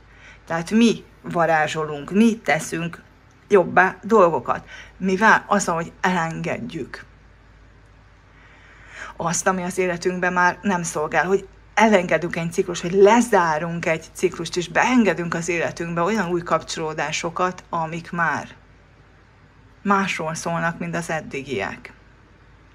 Lehet, hogyha ez egy munkahelyi projekt, és ez is olyasmi, amit az első csoportnál is már megbíjott, mint üzenet, lehet, hogy úgy gondoltad, hogy valamit egyedül végzel, egyedül csinálsz végig. Most elengeded ezt a feltevést, mert rájössz, hogy egyedül nem tudsz úgy haladni, vagy esetleg valakinek az ismereteire, a kapcsolataira, a kapcsolati tőkéire szükséged van, és bevonod egy folyamatba, vagy bevonod a projektedbe, vagy valamilyen valamiben társultok, de ugye tehát ez is a párkapcsolat is, föladod a függetlenségedet, az önállót, valamit föladtok, vagy föladtok azokat a tapasztalatokat, és ez már nem tudatos, ahogy mondtam, már utaltam rá, lehetett, hogy eddig is nagyon is vágytál erre.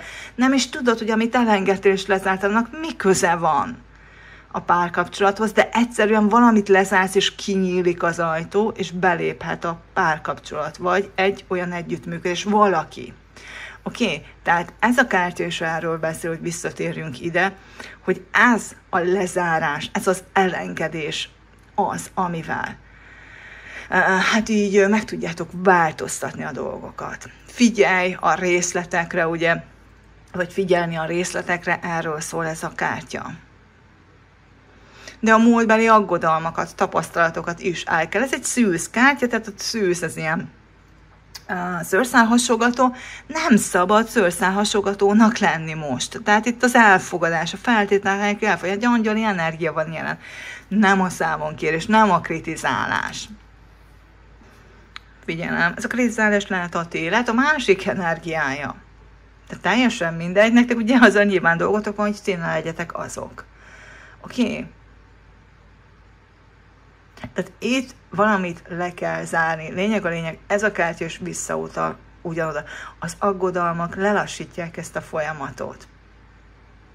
Oké, tehát lehet, hogy a múltbeli tapasztalatokat is, ezekről a rosszul sikerült együttműködésekről, ezt kell elengednetek.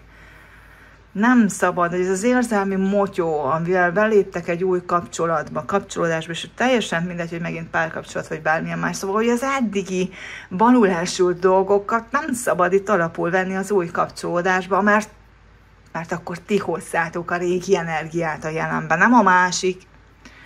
Ti hívjátok meg a régi történeteket, hogy újra éljétek, mert ti tartjátok a jelenben azt, ha nem tudjátok ezt az érzelmi hátizsákot, ezt így levenni, vagy kipakolni belőle.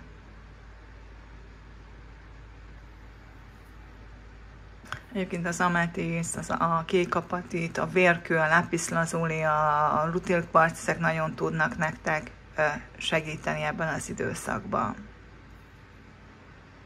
Ki lesz ez az új kapcsolódás, mit láthatunk róla, bár lehet egyébként ugye egy szűz karakter is lesz már.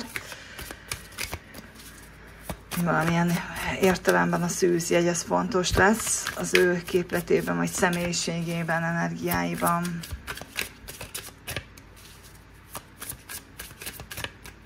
Az önbizalom hiányt is el kell engednetek, félelmeket kell tudni kezelni, el kell kezdenetek tudni jól érezni magatokat a bőrötökben, mert így tudjátok őt is bevonzani és beengedni az életetekben.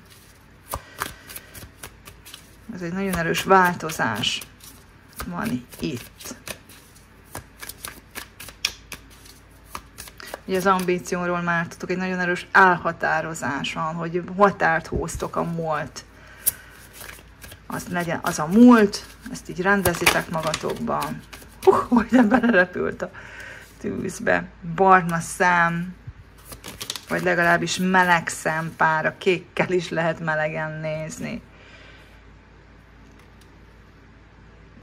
Fonatok, ez persze vonatkozhat a haj, de nem tudom, a szakára is adott esetben. De van itt valami a fonatokkal, az is lehet, hogy szereti, ha te befonod a hajadat, de nem feltétlenül csak ezen a módon kell értenetek, ahogy itt van valami a fonatokkal, ezt is úgy észreveltitek benne, ez is fontos, lehet valakinek a külsősége tekintetében.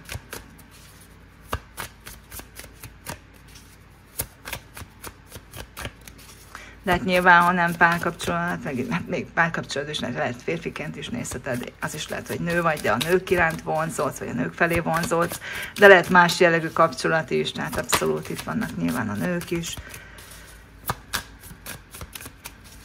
Na, tudhatunk még róla valamit? Nem, úgy tűnik, hogy ennyi elég. Mit tudhatunk még erről a helyzetről, vagy a vele való kapcsolódásról?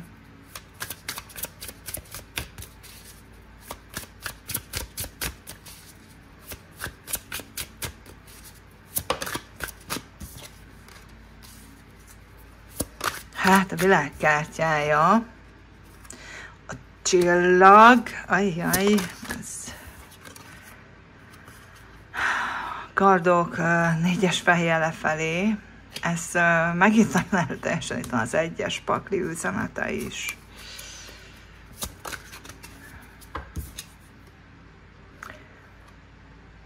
És a kelyhek négyes. De én, mint hogyha erről az elengedésről akarnának még informálni titeket, mintha még mindig arról beszélnének, mert az lenne itt a fontosabb, mint hogyha ahhoz kaptatok volna tanácsot, hogy hogyan tudjátok ezeket az érzéseket magatok mögött hagyni, és valahogy ne érintsen meg megint akár itt a magányosság, az egyedüllét, a magamra utaltság, vagy a magamra hagyatottság érzése és energiája. Vagy hogy ne utasítsatok vissza segítséget, támogatást, hogy ne a jó embereket utasítsátok vissza, vagy hogy engedjétek be őket az életetekbe. Jó, nem elég reménykedni, hanem valahogy meg kell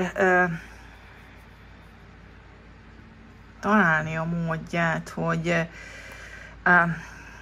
kizárjátok őt, de most nagyon nem jól fogalmaztam meg, mert olyan, minthogyha itt harcba vagy erőlködésbe lennétek, hogy itt az ellenállás erre utalhatott, akkor meg is van. Tehát, hogy harcban lennétek, harcolnátok azért, hogy ne gondoljatok rá, vagy ne jusson eszetekbe, vagy ne úgy gondoljátok a dolgokat, vagy ne úgy lássátok a dolgokat. Amíg harcoltok azért, hogy a dolgokat ne úgy lássátok, hanem máshogy, addig még mindig, ugye, ezzel az előbb már volt erről a jelenségről, csak más felállásban, addig még mindig azzal foglalkoztok. Tehát, hogyha valamivel nem akartok foglalkozni, akkor még mindig ugyanazzal foglalkoztok. Igaz, hogy egy másik megközelítésből, de még akkor is még mindig azzal foglalkoztok, ugyanazzal a dologgal. Igaz, hogy abból a megközelítésből, hogy ne gondoljatok rá, de még mindig akkor is ugyanazzal foglalkoztok. Nem azt kell megoldani, hogy ne gondoljatok rá, hanem tovább kell lépni, le kell zárni. Az, hogy nem gondoltok rá, vagy megoldani, hogy ne gondoljatok rá, az nem lezárás. Hiszen akkor, abban a pillanatban, ahogy nem figyeltek oda, vagy nem lehet egyszerűen mindig mindent kizárni, ha valami emlékeztet rá, utal rá, vagy megjelenik valami, vagy valaki az életedben, az egyből aktivizálódni fog. Ez ugye a szőnyeg alá söprés. Nem elég, ha nem gondoltok rá. Nem elég, hogyha nem törődtök vele, vagy kizárjátok az életetekből, vagy elszeparálódtok, vagy elvonultok, vagy kivonultok bizonyos helyzetekből, szituációkba. Ha már ott vagytok jelen, és ott van jelen, és eszetekbe jut, és ott van a gondolataitok között is időnként, de helyén tudjátok kezelni a dolgot, mármint hogy nem tud felkavarni, nem tud befolyásolni se pro, se kontra irányba, na akkor vagytok túl. a dolgokon. És ez nem elég ezzel kapcsolatban reménykedni, hogy majd nem jut eszembe, majd az idő megoldja. Nem az idő oldja meg.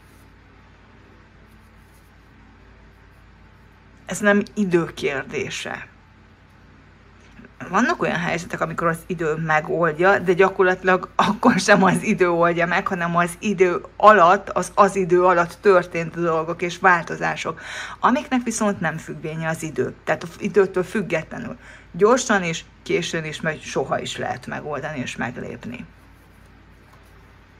Ezért mondják, hogy vannak dolgok, amit az idő sem gyógyít meg, semmit sem az idő gyógyít meg, hanem az idő alatt megélt más egyéb dolgok, energiák írnak fölül dolgokat, de nem kell hozzá idő, illetve nem elég várni és várakozni. Ha mindig ugyanazt a kört járjátok és ugyanabban maradtok, akkor az idő nem fog segíteni. A fölülírás segít a dolgokon. Itt valami szabadságot érhettek el ezáltal. Azért mondom, hogy nagyon itt érzem a függőség energiáját is az egyes pakliból nálatok.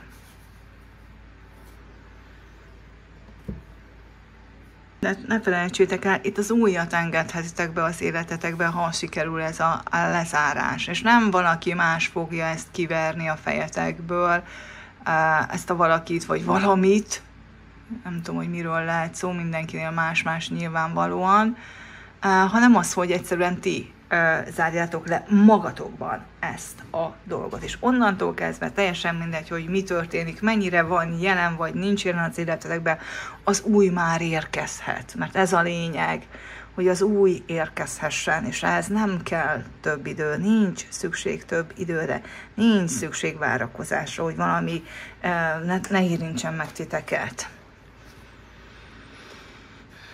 Oké. Nézzünk még egy-két üzenetet, aztán rátérünk, hogy melyik jegy, melyik életterületen érintett, bocsánat, nem hogyan, mely életterületen lehettek érintve, vagy mik, vagy kik által.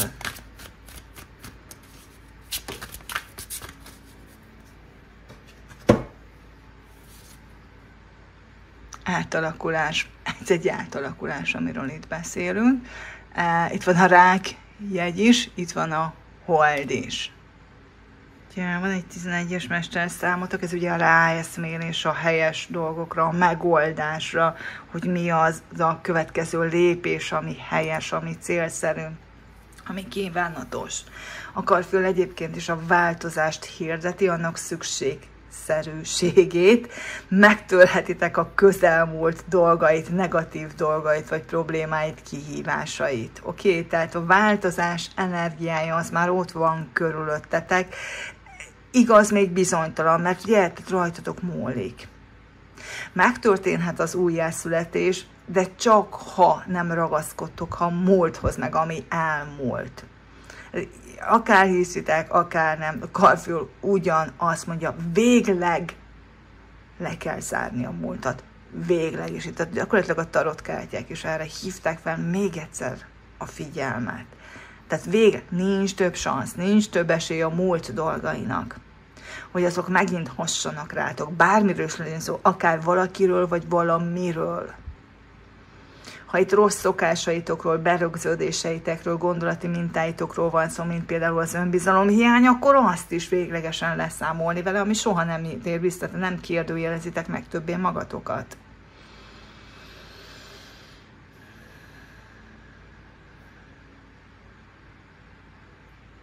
De figyeljetek oda, a megtévesztés van itt. Jó? És én azt hiszem, hogy ez a megtévesztés, amiről itt beszéltünk. Jó, ha nem találkozol vele, és nem jut eszedbe, ezért nem zaklat föl, vagy ezért nem aktivál benned semmit, az nem tovább lépés és lezárás. A valódi lezárás az, amikor ott van, és még sincs semmilyen hatás, vagy történik, és még sincs a dolog semmilyen hatással rátok. Akkor is megőrzitek a nyugalmatokat, és távol tudtok maradni a dolgoktól. Jó, és nyilván erről hogyan tud az ember meggyőződni? Hát csak úgy, hogyha jön a találkozás, vagy történnek az aktiválódások, mármint különböző események, vagy különböző megtapasztalások bizony történnek, de azt tapasztaljuk, hogy már nincs ránk semmilyen hatással. Vagy hatással lesz, de akkor meg tudjátok, hogy ezt még nem zártátok le véglegesen, lezárással még dolgotok van, azon még dolgozni kell. Na nézzük az asztrológiai képet, tehát valahogy megpróbálom ide magam elé varázsolni, és akkor nézzük, hogy ki milyen életterületen lehet érintett sorban. A Kosokat nézem. Kosok, 7-es ház, hát nem véletlen, hogy ezt a paklit választottátok, a Kosok, kapcsolatok, párkapcsolatok. Na, nálatok is el lehet mondani, hogy nem csak párkapcsolat, és ha párkapcsolat egyébként, akkor a meglévő, és úgymond hivatalos kapcsolatokról szól. Hát a macska köröm az azért, mert ugye nyilván a házasok, azok egyértelműen ide tartoznak, de ma már, ha együtt éltek, élettársak, azok is ide vonatkoznak, hiszen 7-es ház alapvetően ugye a régi energiákban könnyű volt ez jogilag, házasok, hát jogilag azok voltak házasok, akik együtt éltek, mert gyakorlatilag másfajta együttélés nem nagyon fogadott el a társadalom, tehát ahol jogilag, jogi papír van róla, de ma már így az emberek szemében, akik egy pár és házasok úgymond, úgy élnek, mind a házasok, nem mondanád meg róluk, van-e papír, vagy nincs, tehát mindenki tudja, hogy együtt vagytok, akár mert vannak közös otthon, közös gyermek, bármi. Jó, de egyébként ide tartozik a külvilág, tehát gyakorlatilag a megnyilvánulásotok a külvilágba, és akkor bárki, akivel kapcsolatban léptek. És gyakorlatilag ide tartoznak a nyilvános ellenségek is, tehát akik nyilvánosan, nyíltan szembe mennek veletek az elképzeléseitekkel.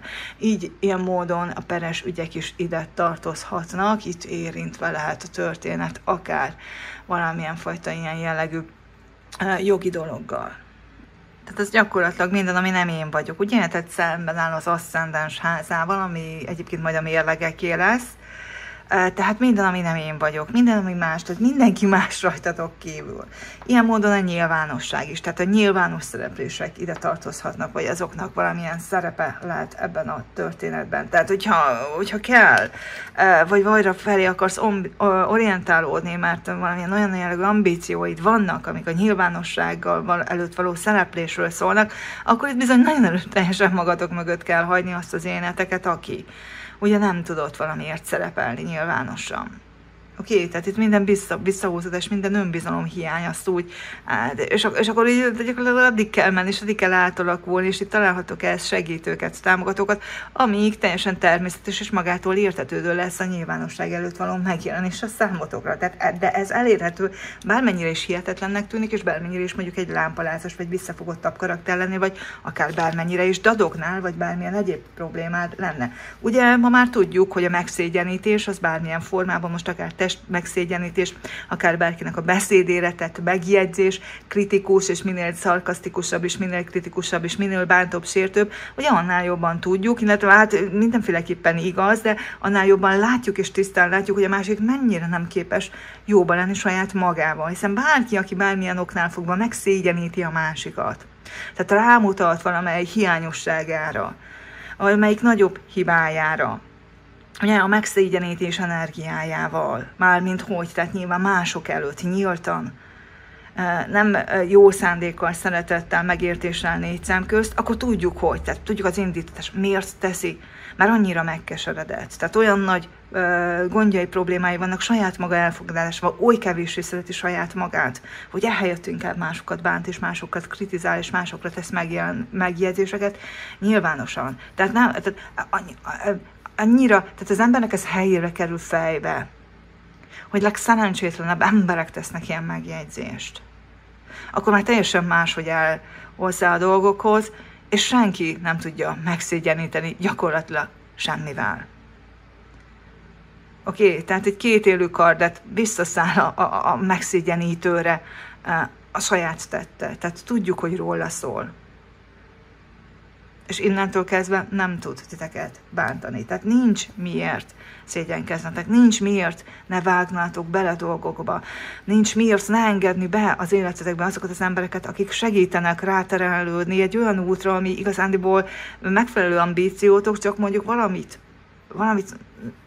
nagyon elhárítotok azzal kapcsolatban. Na, visszatérve 7-es házhoz, elismert párkapcsolat, a nyilvánosság előtt való szereplés, igen, ez már volt minden társulás, akár üzleti, akár bármely jellegű. Oké, tehát a társadalmi viszonyok is ide kapcsolódnak. És hát a támadásokat is jelentheti, az összeütközéseket is jelentheti, vitákat, konfliktusokat, tehát pont erről már egy picit beszéltünk is. Na hát a levezetett jelentésüknél fogva pedig még jelentheti, van akinél úgy rezonál, hogy a nagyszülők érintettek adott esetben a történettel kapcsolatban, a testvérek gyermekei, vagy a testvérek vágyai, a testvérek vállalkozásai is kapcsolódhatnak ide valamilyen formában néhányatoknak, illetve ez a szülők karrier és hivatás háza, a szülők céljainak a háza is. Bikák, hát ha a kosoknak ez 7-es ház volt, akkor nektek bikáknak ez a 8-as ház, és nagyon erőteljesen a márléni energiáknak a háza, a Jupiter mellett ugye a 8-as ház is ide tartozik, mind minden, ami nem 3D. Oké? Tehát itt az ego elszemélytelenedésének a területén járunk, az átváltozás, az átalakulások háza érintett, de ez nem azt jelenti nyilván, hogy ez a kártya csak a bikáknak szólna, mindenkiknek szól, csak a bikáknál akkor egyértelműen látjuk, hogy miként. Na hát nálatok egy nagyon nagy transformáció szükséges, illetve esedékes ebben az időszakban. Az elmúlás és az elmúláshoz vezető út, tehát hogy valamint tovább lépjetek, valamint tovább haladjatok, valami ami elmúlt, amit elengedtetek, a helyében mi léphet, és ezt hogyan építhetitek föl, annak hogyan adhattok új dolgoknak helyet és teret az életetekbe. Oké? Tehát itt sok mindenről lehet, hogy le kell mondanotok, tehát lehet, hogy ez nektek önkéntes lemondásról beszél, de lehet az is, hogy olyan sorszerű dolgokról egyszerűen nincs más választásatok, el kell engedni valakit vagy valamit az életetekből. Tehát a lemondások útján indulhat el egy új életszakasz nálatok. Ez bizony ilyen torony energia is lehet nálatok erőteljesebben. De ide kapcsolódhatnak az örökségek, a hagyatékok, ez egyébként a műtétek háza, és tehát itt arról is lehet szó, a súlyos betegségek, az elmúlás mikéntjéről is beszélhet, jó, de hát hogy hogyan tudjátok tovább túlélni a dolgokat, hogyan tudtok túllendülni dolgokon. Oké, tehát az árnyvilág dolgai is, tehát erről is azért már picit volt szó, hogy a saját gyengeségeiteket, saját árny oldalatokat, árny tulajdonságaitokat, saját démonjaitokat is, akkor ha így ezen keresztül vagytok érintetek, akkor ez kell. Nektek ez esetben ez az angyali és anyai energia, ez akár ti magatok is lehettek, tehát hogy magatokba tudjátok ezeket a személyiségtípusokat mélyebben beépíteni és integrálni. Hát természetesen az ezoterikus és a spirituális dolgok is abszolút ide tartoznak, és minden ezzel kapcsolatos ismeret, tudomány, de hát erről már mellén beszélt ugye a kozmikus ismeretekkel és tudással. A 8-as ház egyébként még szólhat, ha nem az eddigiekről, akkor szólhat akár a testvérek körülményeiről, a testvérek munkájáról, a testvérek alkalmazkodó készségéről, képességéről, a szülők vágyairól, a szülők vállalkozásáról, a szülők gyermekeiről, akik ugye ti magatok vagytok, de gyakorlatilag itt akkor ti úgy vagytok érintettek, hogy mindenki bárki mellett, mindenki, aki nem ti vagytok, tehát picit visszatértünk a 7-es házas energiáról, amiről meg viszont már volt szó. Oké, tehát lehet a párkapcsolat anyagi háza, és az anya segítői, barátai, az anya ismerősei, illetve az anya beteljesült álmai és vágyai is kapcsolódhatnak néhányatoknak ehhez a témához. Mérlegek, hát nektek az aszcendenseteket jelöli, tehát itt az újhold pillanatában mérleg aszcendens van, ez nagyon erőteljesen akkor az arról szól, hogy számotokra, hogy ki vagyok én, mármint, hogy miként látjátok saját magatokat. Picit egy régebbi én képet kell elengedni. Egy olyan önazonosságot, ami gyakorlatilag nem volt igaz, vagy már nem igaz, mert egy belső átalakulás és egy belső változás ment létre bennetek, oké? Vagy hogy ki akarok lenni, vagy hogy mondjuk miként akarok megjelenni, ugye? Tehát, hogy sikeres akarok lenni, de akkor itt elsősorban, hogy sikeresnek lássanak mások ilyen értelemben. Oké? Hogy hogyan fejezed ki magadat, hogy hogyan nyilvánulhatsz meg mások előtt, hogy milyen reakciókat ad a külvilág rátok, tehát hogy hogyan viszonyuljanak hozzátok. Ez válik itt ebben az olvasásban jelentőssé. Oké? Tehát, hogy mi az, ami elsőre eszükbe jut az embereknek rólatok. Ez is szempont lehet itt néhányatoknak. A fizikai adottságotok, az egészségügyi viszonyaitok, a szellemi képességeitek, tehát, hogy mit látnak belőle. Egy dolog, hogy intelligensek vagyok, de látják, érzékelitek, tudják-e rólatok ezt az emberek? Például. Tehát ez is itt lehet, hogy miként határoznak meg titeket, miként látnak titeket. Ez van itt, illetve hát, hogy a vitalitásodokról, az életerőtök, az életkedvetek, az életenergiátok, tehát itt valami nagyon erősen ilyen impulzusként ez a ki vagyok én vagyok, tehát itt a létezésetek, saját létezésetek fontossága lehet egy ambícióhoz kötött dolog. Jó, tehát ez motiválhat titeket például. Az egyes házakban viszont nem néz az ember, vagy nem néz az asztrológiai levezetett házakat, tehát nálatok, mérlegek, ennyi, ami érintett lehet. Nyilasok. Nézem, nyilasok, hol vagytok? 3-as házban vagytok érintettek. Na hát a 3-as ház az a kommunikáció háza. Jó, a kapcsolatok külvilággal, de itt egy szükebb környezetről beszél az asztrológia. Nem feltétlenül család, de mit tudom én, például szomszédok. Tehát akik nem egy ilyen, van valami belelátásuk az életetekben, de mégse annyi, mint a párkapcsolatotoknak nyilván, mégse annyi, mint a családotoknak. Egyébként pedig beszél a kommunikációról, fontos lehet, a szellemi dolgok fontosak lehetnek, a hivatalos dolgok fontosak lehetnek, a gondolkodás fontos lehet a számotokra, akár a tanulmányok is fontosak lehetnek. Kisebb, rövidebb utazások képbe jöhetnek, fontossá válhatnak ebben a témában. Hogy mennyire tudtok gyakorlatiasan gondolkozni, ez is fontossá válhat ebben az időszakban. Iratok, okmányok is szóba jöhetnek, mennyire vannak rendezve, ugye, a lezárás és tovább, tehát fontossá válhat, hogy valamilyen iratokat rendbe tudjatok, vagy rendezzetek, ha van abban bármilyen elmaradás. Akár a kommunikációs készségeiteket fejleszkedhetitek, akár most autodidakta módon, akár bármilyen technikával, vagy tanfolyammal, nem tudom, tehát egyébben jártasabbak legyetek, ügyesebbek legyetek, kommunikáció nem csak a beszéd, hanem akár az írott formában is. Tudom, vannak ilyen kurzusok, amik például ezt tanítják, hogy hogyan tud az ember mondjuk írásban hatékonyabban kommunikálni, vagy akár egy nagyobb léptékben, akár egy regényt hogyan tud az ember felépíteni, hogyan írjon meg írói stílusokat, és a többi tud tanulni.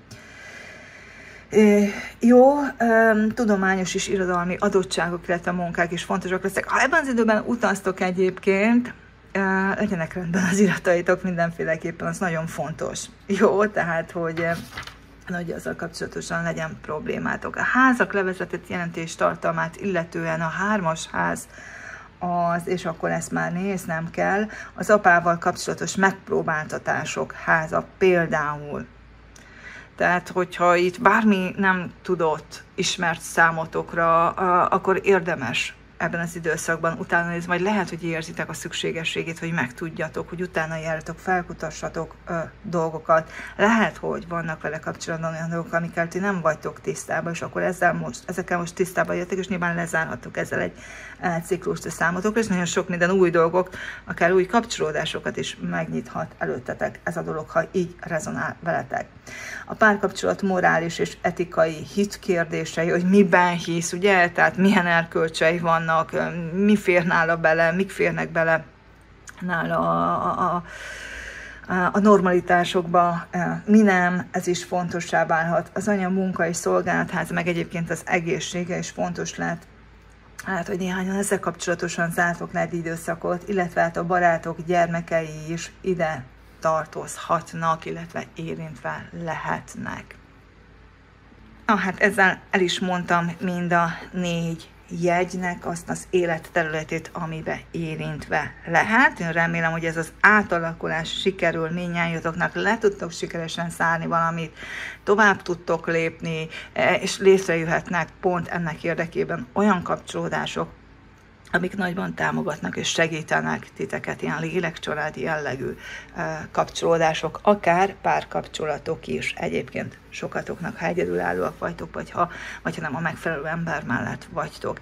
Hát kívánok nektek mindenhez sok sikert, legyen tudatos holnapotok. Ha tetszett a videó, kérlek, ne felejtsétek el lájkolni, ne felejtsétek el feliratkozni, megosztani, kommentelni. Remélem, hogy hamarosan találkozunk. Sziasztok!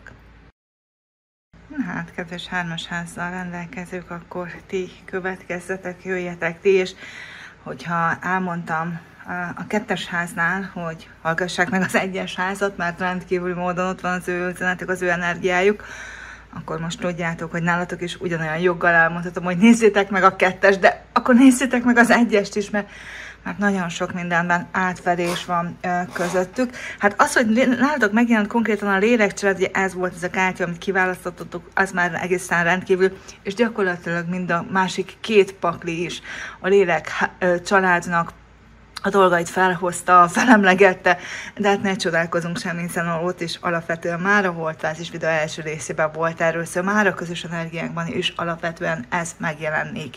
Egyébként ugye itt a szüzek, az oroszlánok, a vízöntők és a bakok érintettek, ha csak nem pakli választós módszer az, ami véget itt vagytok, és nézzétek a videót, de hát gyakorlatilag akkor most már láthatjátok, minden 3-at megnézhetitek. Olyannyira, hogy egyébként az anyakártya az konkrétan megérkezett a 2-es paklinál is.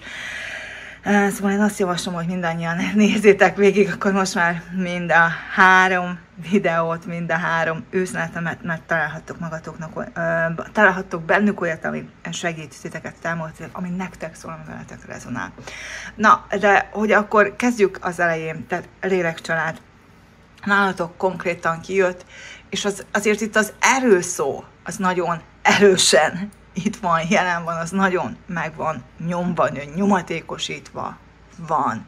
Tehát van, ami áldás. Van, amire már nagyon régóta szükségetek volt, azt valaki be tudja hozni az életetekbe. Valaki meg tudja adni a ti számotokra újként, hogy most új embere, lehet, hogy új ember, mert már maga a lélekcsalád nagyon erőteljesen új kapcsolódásokra utalt, de egyébként majd a videó végén megnézzük mind a 4 asztrológiai jegynek, hogy mely életterületekkel vagytok érintettek, az is tovább tájékoztathat titeket, hogy akkor most mégis mivel kapcsolatos, amiről beszél a kártya a ti esetetekben. Na de visszatérve, tehát lehet, hogy új emberek, de lehet, hogy már az életetekben lévő személyek adják meg, vagy velük kapcsolatban találhatód meg azt,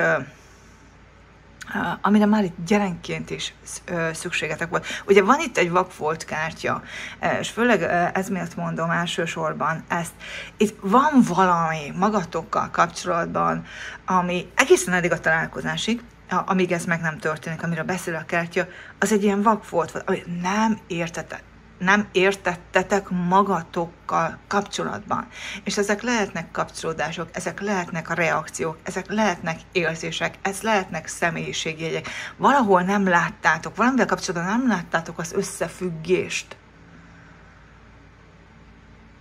Oké. Tehát ez a kártya fölhoz egy olyan példát, hogy mindegy halom kábel, ami össze van keveredve, gubancolódva, és gyakorlatilag nem tudod, hogy melyik hova van bekötve, és egyszerűen csak ugye vakfolt, egyszerűen csak próbálkozásokkal rájöhetsz, hogy. Tehát türelmesen. És milyen jó, hogy itt van az anyakártya, azt kérdeztem, hogy ki ez a lélek családtag, aki belép és erőt, energiát ad neked. Édesanyja, ugye?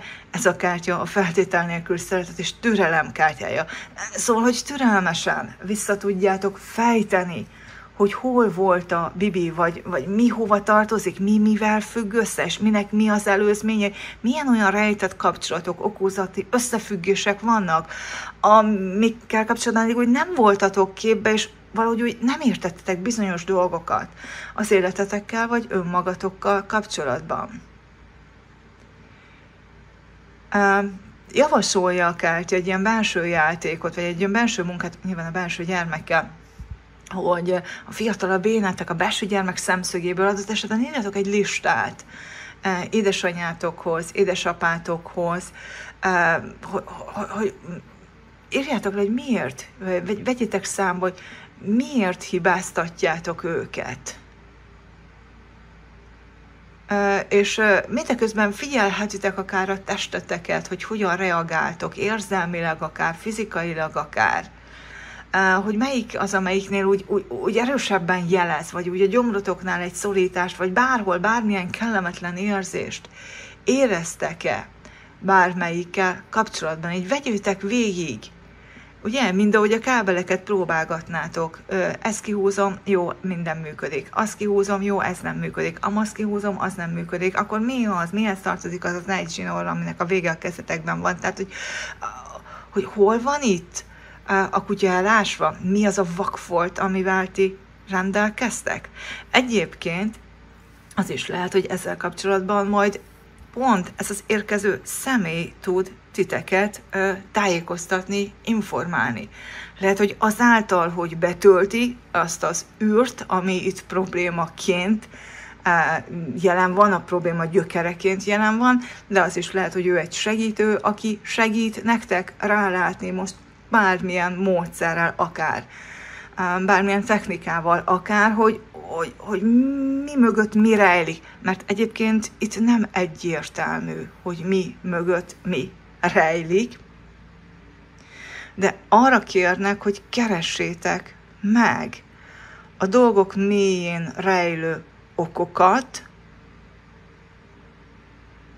és tegyetek érte. Egyébként előfordult az is, hogy spontán rájöttök, vagy akár a más szembesít vele. De egyébként itt van Márlin, aki a 3D feletti dolgokról beszél, egyébként minden energia munka is tartozik hozzá, szóval az is nagyon jó ide, de hogy történhet, elérhetitek, akár spontán, akár bármilyen munkával azt, hogy rájöjjetek, hogy mi a vakfolt, mi miatt vannak bizonyos problémák, vagy bizonyos kapcsolódási problémák, vagy nem értitek meg önmagatokat, mert ez a magatokkal való kapcsolatról is szólhat. Nem értetek másokat, szüleiteket, gyermekeiteket, munkatárs, mindegy, hogy mit valakit, illetve hogy miért nem lépnek be mondjuk valakik, azért, hogy miért nincsenek magasabb szintű kapcsolódásaid. És nyilván, ha erre rájöttök, akkor ez megoldódhat, és érkezhetnek már azok a magasabb szintű kapcsolódások is. Teljesen mindegy, hogy melyik módon rezonál ezek közül veletek a kártya, hogyan fog ez majd történni, ez mindenféleképpen egy nagyon nagy előre lépés lehet az életetekbe. Sokkal inkább fogjátok biztonságban érezni magatokat, sokkal inkább fogjátok úgy érezni, hogy elismernek titeket. Hát persze, hiszen ti is jobban értitek magatokat, és ezáltal a világ is jobban ért titeket. Egyébként ez a figura, aki belépett az életetekbe, ez valószínűleg látja bennetek azokat a potenciálokat, azokat a lehetőségeket, azokat a jellemvonásokat is, amiket adott esetben te még nem. De most majd föl tudod tárni, hogy. Tehát hol is van a kutya elásva. Hát itt valószínűleg egy szülői minta beprogramozott valamit nálatok, valószínűleg, hogy ez egy hiedelem, vagy egy viselkedési minta, magatokra vonatkoztatva természetesen. Igazándiból ezeknek utána tudtok járni. Na nézzük, a többi kártya mit mond. Lehet adott esetben akár, hogy azt gondoljátok magatokról, hogy valamire nem vagytok képesek, vagy nem tudom én, túl ilyenek, túl olyanok, vagy túl kevésbé ilyenek, vagy olyanok vagytok. Tehát van itt valami veletek kapcsolatban, ami nem feltétlenül úgy van. És most rájöttek, hogy mi ennek az oka.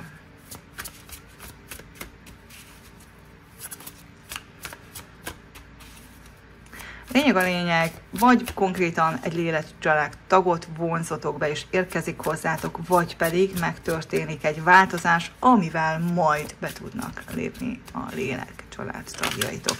Ez nyilván sokkal több erőt ad, hiszen a már elhangzott biztonságérzet, a megbízhatóság érzet, tehát ezek csak hozzáadni tudnak az emberhez, tehát sokkal eredményesebbnek, sikeresebbnek érezhetitek majd magatokat.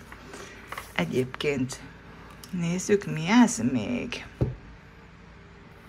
Hogy a bölcs tanács kártyát kaptátok, azt mondja, hogy kérjük mutatást megbízható barátoktól vagy mentoroktól, hogy segítsenek neked. Tehát valaki, aki kívülről jól rálát, és jól rád tud látni, hogy mi az, ahogy a dolgok valójában vannak veletek, vagy egy dologgal kapcsolatban.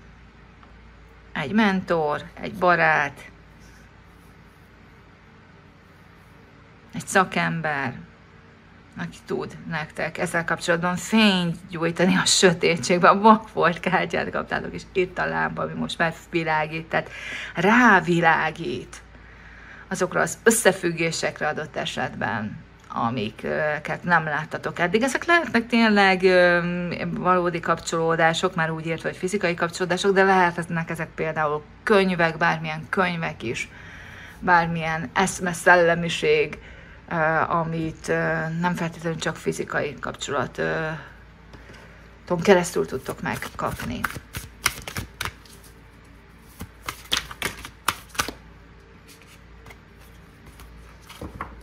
És abszolút megértenek, azért is látnak ilyen jól rád, mert nem ítélkezésekre hagyatkoznak, nem felszínes ítélkezésekre, hanem mivel, hogy a lélekcsaládod tagjai látják, hogy miben vagy erős, miben van jó, látják az árnyoldalait, de ezen nincs baj, hiszen mindannyiunknak, ahogy természetes, hogy mindannyiunknak vannak erősségei, mindannyiunknak vannak gyengébb oldalai is, ez egyik sem jobb vagy rosszabb a másiknál, mind a kettő egy adottság, ami ugyanazokra a dolgokra jók és predesztinálnak. Nem csak az adottságaink tartoznak hozzá a feladatainkhoz, a kitűzött céljainkhoz, karmikus dolgokhoz, hanem a gyengeségeink is egyébként.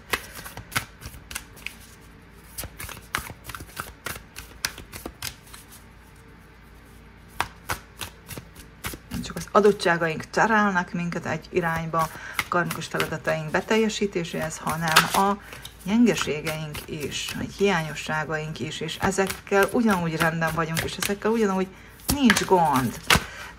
Hát persze, ha valósak, mert azért itt ne felejtsük el, hogy szó lehet nem egy-két olyanról is, ami csak hiedelem, nem feltétlenül a valóság.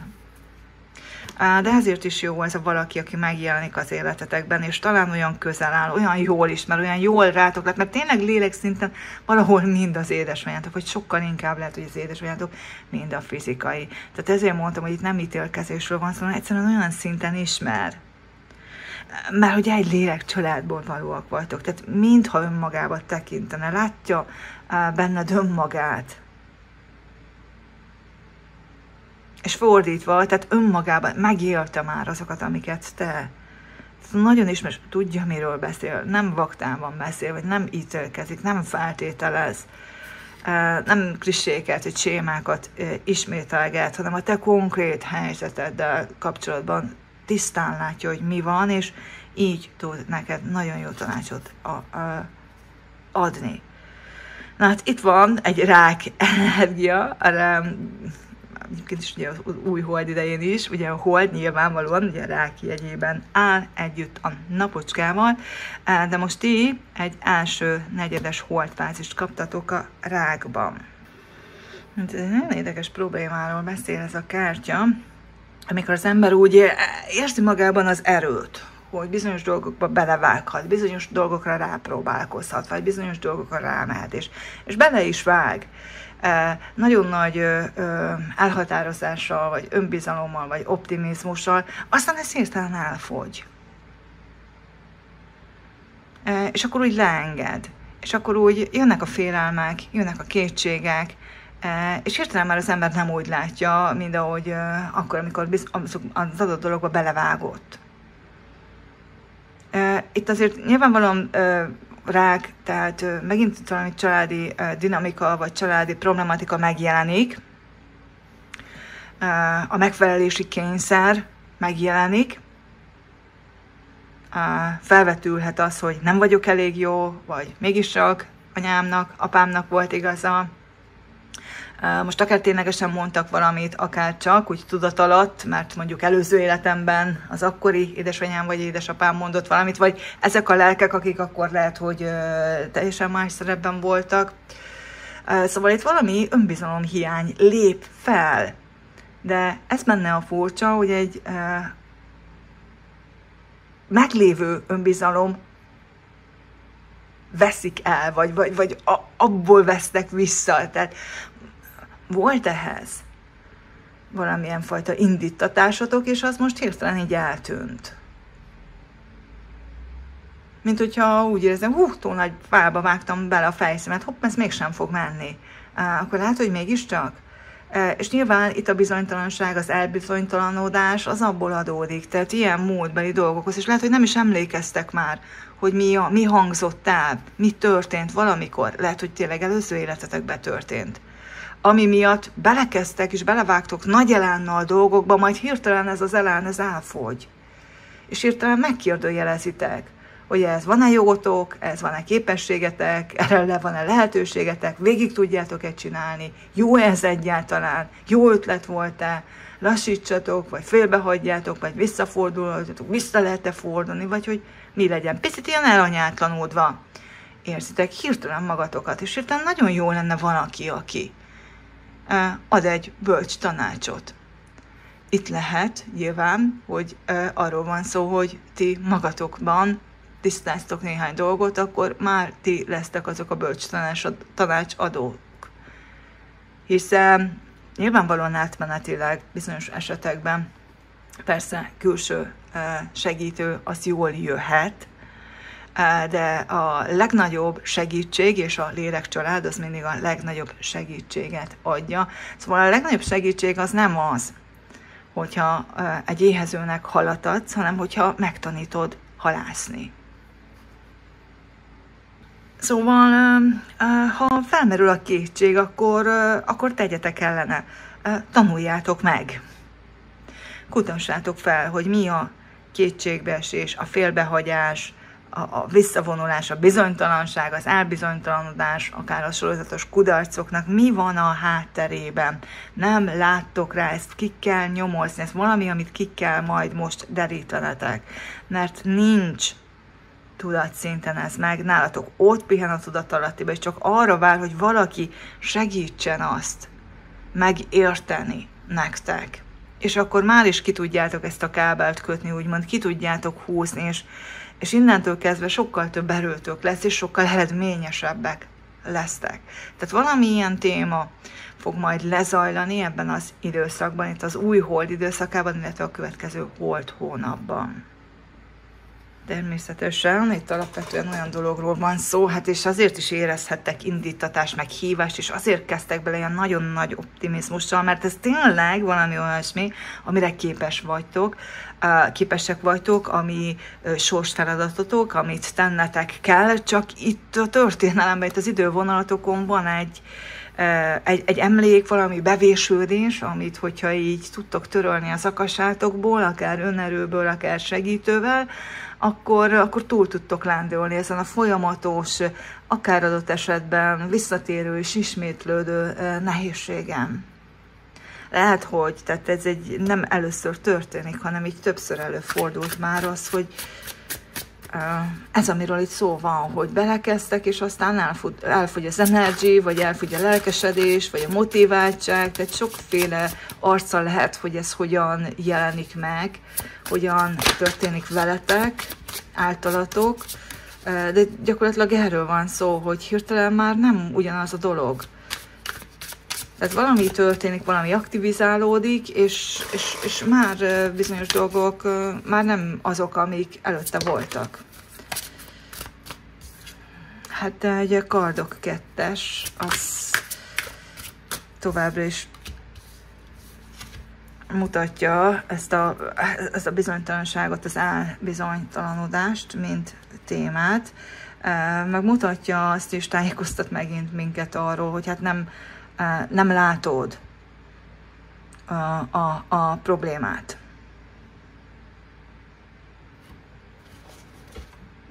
És azért azt látjuk, hogy te is tudod magadról, hogy bizonytalan vagy, te is tudod, hogy időnként döntésképtelenné válsz egy ponton túl, és hát azért ezt mások is tudhatják adott esetben. Amit csak mások látnak, az egy kosoroszlánynyilas energia, amit megjelenik a háttérben, és az ő rád gyakorolt hatása, nyomása. Ez tényleg lehet akár egy anyai energia, de most megint óvatosan bánnék ezzel. Nem biztos, hogy egy jelenkori édesanyáról beszél. De én azt hiszem, hogy itt anyai vonal is lehet. Lehet, hogy az édesanyád is keresztül ment ilyen nekem, mert itt most hirtelen ez a sor, ez itt mutatja nekem a felmenőknek a jelentőségét ebben a történetben.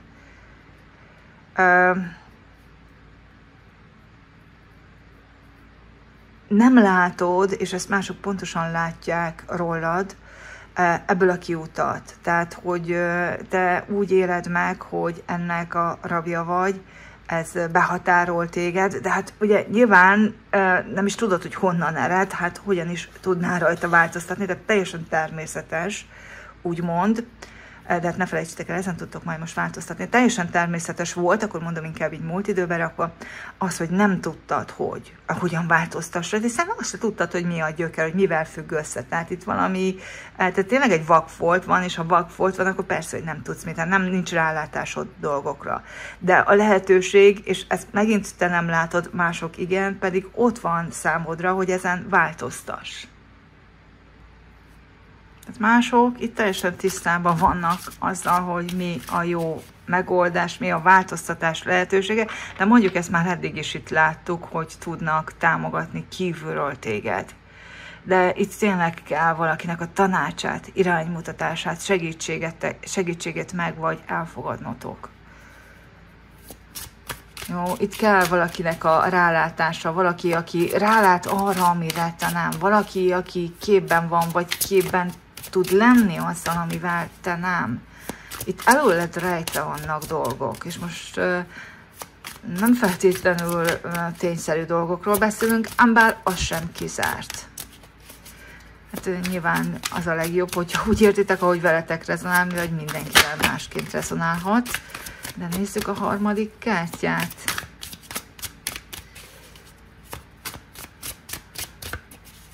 Erre utána majd egy negyediket is.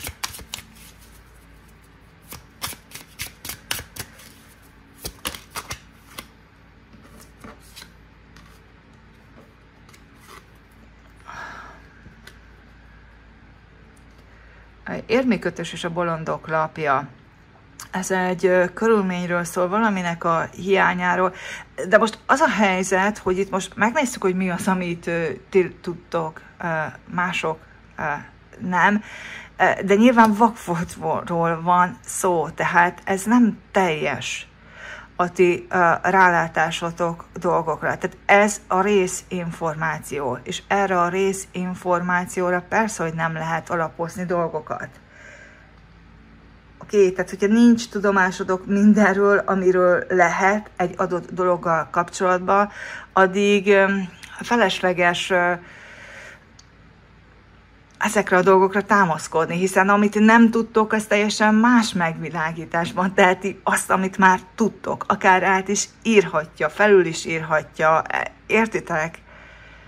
Tehát most hirtelen, hogy ránéztem erre a kártyára, persze, hát van indokotok rá, hogy miért nem tudtok változtatni, de mondom, tehát itt van egy külső szemlélő, vagy több is akár, akik meg tudják, hogy de, ez lehetséges. Csak olyan, mint hogyha ti még vitába állnátok, és akkor azt mondnátok, hogy hát, ja, igen, megértem, hogy te így látod, mert neked könnyű, de én tudom, amit tudok, nekem ez meg az nincs meg, nem adatot meg ahhoz, hogy, és akkor így hogyan.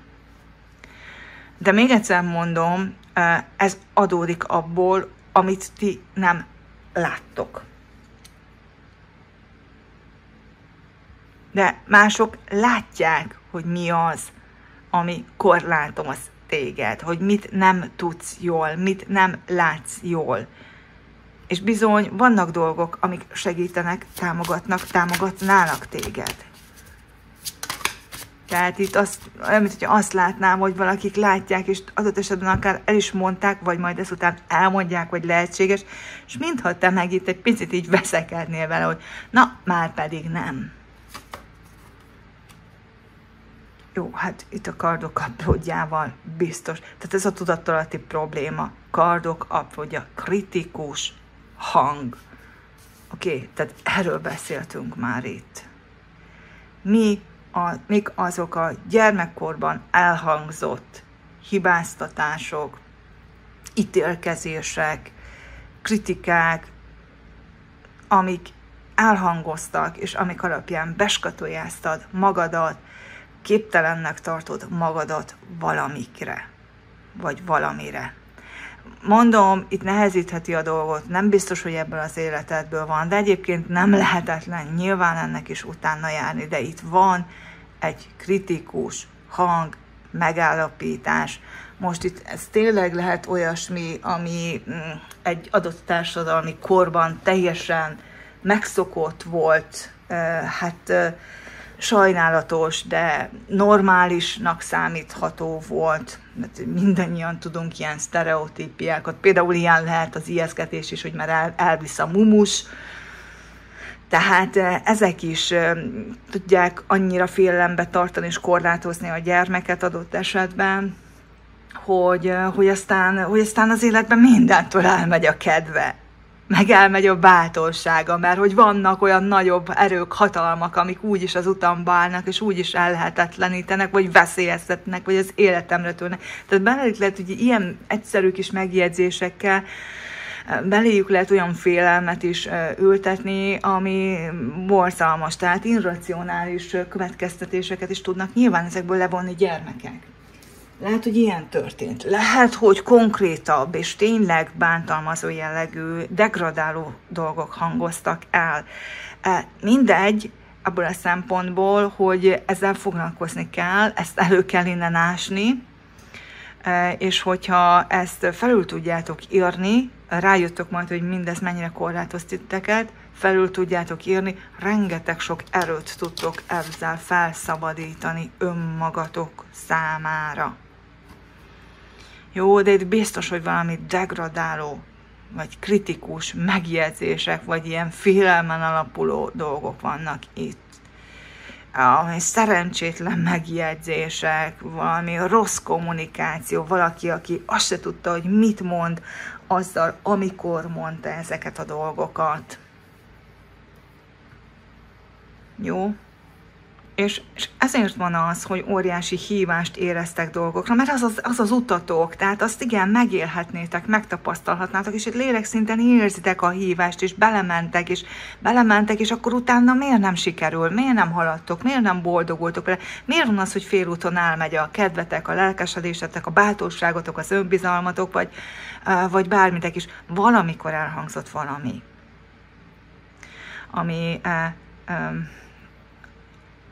ami így kioltott ezt a lángot bennetek. Aztán ez időnként újra ránk kap, és fellángol bennetek, mert ez az életrendje, mert az életér is élni akar, tehát mindig előjön majd ez a hívás, mert valódi feladatod van. Tehát a legtermészetesebb, és annak be kellene teljesülni, azt meg kellene tudnod valósítani, és ezt tudod te, és ezért kezdesz mindig bele. Ezért mész mindig bele, vagy ezért keresed a lehetőséget, hogy megvalósíts valamit. De lehet, hogy már mostanra elfogyott, tehát ez lehet, hogy fiatalkorodban volt így. Most ettől vonatkoztassatok el, hogy ki hány éves, meg ki hol tart ebben a fázisba, mert nyilván egy ideig az ember ezeket próbálgatja, ezeket a nyilakat ellövögetni, de amikor elfogyott az utolsó nyila is, úgy gondolja, és nem tudja, hogy tudna még nyilat beszerezni, vagy amikor már lehet, hogy a 20-at lőtte ki, akkor hiába van ott még 5-6 vagy 30-40, már azt mondja, hogy nincs értelme, tehát itt elmehetett ez a lelkesedés már, de ez teljesen mindegy, mert a cél, a feladat az ugyanúgy előttetek van, és ugyanúgy el kellene indulni, csak nem mertek neki indulni, mert miért? Mert van egy ilyen gondolati minta bennetek.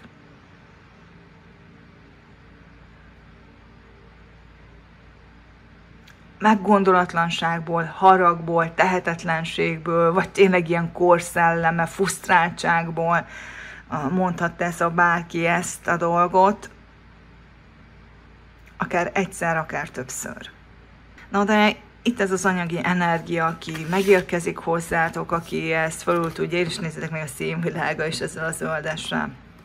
Milyen hasonló, de ő már fölül tudja érni. Most megtapasztalhatjátok azt, hogy hát nem szólnak meg nem degradálnak, meg nem utasítanak rendre olyan dolgokért, amik a legnormálisabbak és a legtermészetesebbek. Hát tegnap is láttam egy olyan annyira édes 2 kisfiú volt, és olyan elevenek voltak, olyan édesek, nyitottak, kíváncsiak, érdeklődőek, tehát lehetett látni bennük, hogy annyira egészséges életörömmel élvezték, hogy a boltban vannak, és a anyuka meg a nagymamák folyamatosan csitította őket, hogy csöndesebben viselkedjenek nyugodtabban, és semmi rosszat nem csináltak, még csak csintalanok se voltak, egyszerűen csak kíváncsiak és elevenek voltak, életre valóak voltak. Nyilván egy társadalmi elvárásnak akartak megfelelni, ez az anyuka és ez a nagymama, de milyennek? Hát jó, értem, kettőnkön kívül nem voltunk sokan a boltban, de nyilván kettőn kívül voltak, mások is a boltban voltak, eladók is a boltban, de azok a mások is gondolhatták pont úgy, mint én, hogy semmi gond nincs, hát nyugodtan, hát ez kifejezetten jó volt nézni, hogy ilyen elevenek, vagy ilyen felszabadultak, ez a legjobb szó talán.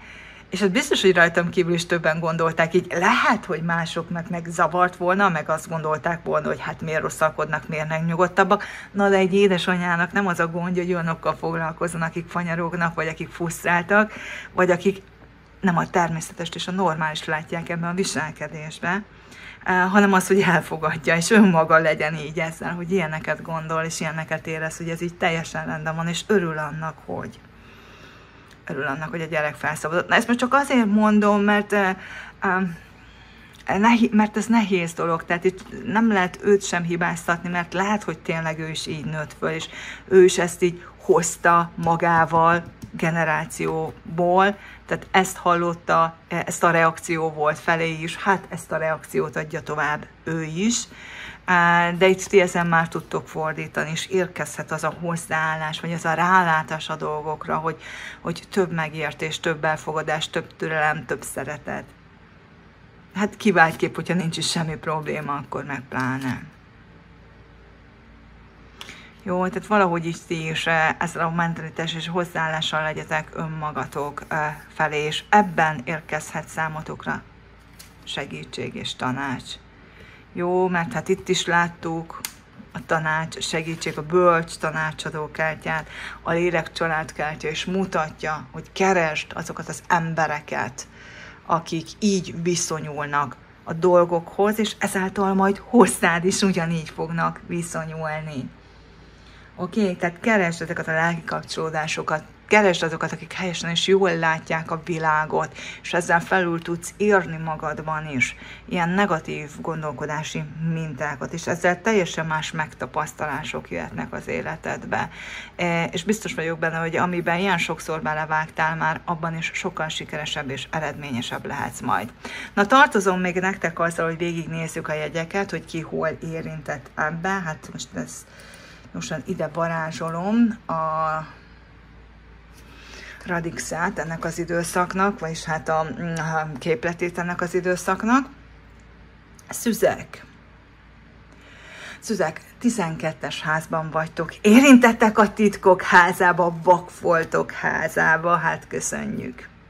Gyönyörű szinkronicitás. A 12-es ház, tehát ugye átadni magamat a külvilágnak. Itt azért persze nyilván ezzel egy külvilágban vetett bizalom, vagy másokban vetett bizalom is elveszheted, tehát érezheted úgy, hogy nagyon nem ért meg téged senki, hiszen ez a gondolati minta pörgött benned, hogy nem tartanak képesnek annak, ami a te feladatod, amiért te idejöttél a földre. Hát ez egy alapvető ilyen elég mélyen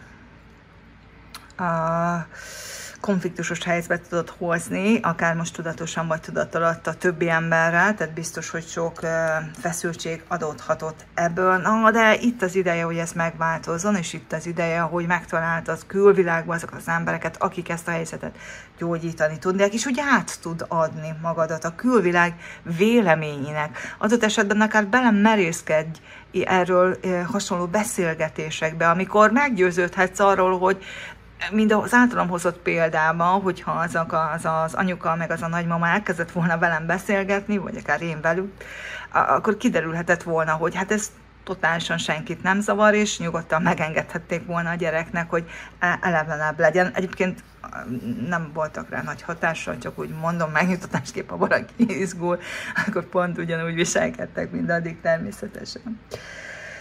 Na, szóval, hogy 12-es házas, tehát erről szól, tehát hogy én és te között nincs különbség, tehát, de erről szól a lélekcsalád is, hogy megtalálom azokat, akik értenek engem, akik nem kritizálnak, hanem ha látják a gyengeségeimet is, akkor ezt a lehető legtermészetesebbnek veszik, elfogadják, megértik. De figyelem, ahhoz, hogy ő megérkezzen, ez egy belső folyamat is kell. Jó, tehát nektek is föl kell kutatni ezt, hogy mi történt itt, mi zajlott, mi az a vakpolt, amire nem láttok rá. Ám bár lehet, hogy pont ez az olvasás már rá is világított. Jó, tehát itt az elfojtások, a tudatalatti, az megint mind, és itt erről beszéltünk eddig. Elfojtásokról, tudatalatti dolgokról. Jó, okkult tudományok is ide tartoznak. Lehet, hogy majd valamilyen okkult dologgal tudjátok ezt, akár hipnózissal, vagy valami hasonlóval feltárni például. Jó, hát itt az árt intézmények is megjelennek, kórházak és minden egyéb még kevésbé pozitív helyszín, ami itt szerepet játszott. Nem kell, hogy feltétlenül így legyen, de hát a 12-es ház érintettséggel ez abszolút itt lehet. Jó, de mondom, akár még ez akár fenyegetettségként is, gyerekként is szóba kerülhet. Tehát nem állsz fel a fára, mert leesel, eltöröd a lábad, bekerülsz a kórházba, tehát bármi ilyen, oké? Okay? A testvérkarrier és hivatás háza szóba jöhet az elhangzottakon kívül még néhányatoknak, tehát a testvér céljai, elképzelései, itt anya, testvér, tehát lehet itt hozzáállásbeli különbség, és a többi, akár kritikus megjegyzés is, hogy bezzeg a testvéred, ő tudja, ő csinálja, ő elérte, de most mondom még egyszer, nem feltétlenül erről az életről beszélünk, ez lehetnek előző életek is, de nyilván, ha ez így itt van, mint probléma, akkor lehet, hogy a jelen életedben, a jelen testvéreddel is van feszültség köztetek. Na, akkor ennek is ez lehet a gyökere. A gyermekeknek a 8-as háza, de ugye a 8-as háza sok mindent hozhat műtéteket, hozhat spirituális dolgokat, magasabb dolgokat, örökségeket, mások pénze bekúszhat a képbe, sok minden. A házastársnak a 6-os háza, párkapcsolat 6-os háza, úgyis, mint a betegségek, vagy a munka, a szolgálatháza, az alkalmazkodó készség, a szolgálatkészség háza, tehát hogy mennyire tudok másokhoz idomulni, mennyire tudok mondjuk türelmes lenni másokhoz, vagy mennyire vagyok kritizáló. Hát, hogy egy olyan párkapcsolatot választottatok, aki kritikus, és pont ezért ez ott van, mint feladat, hogy figyelj, foglalkozz ezzel a dologgal, figyelj, nincs itt rendben, figyelj, mert itt valami kritika, az nagyon be van vésődve nálad, ami akadályoztat.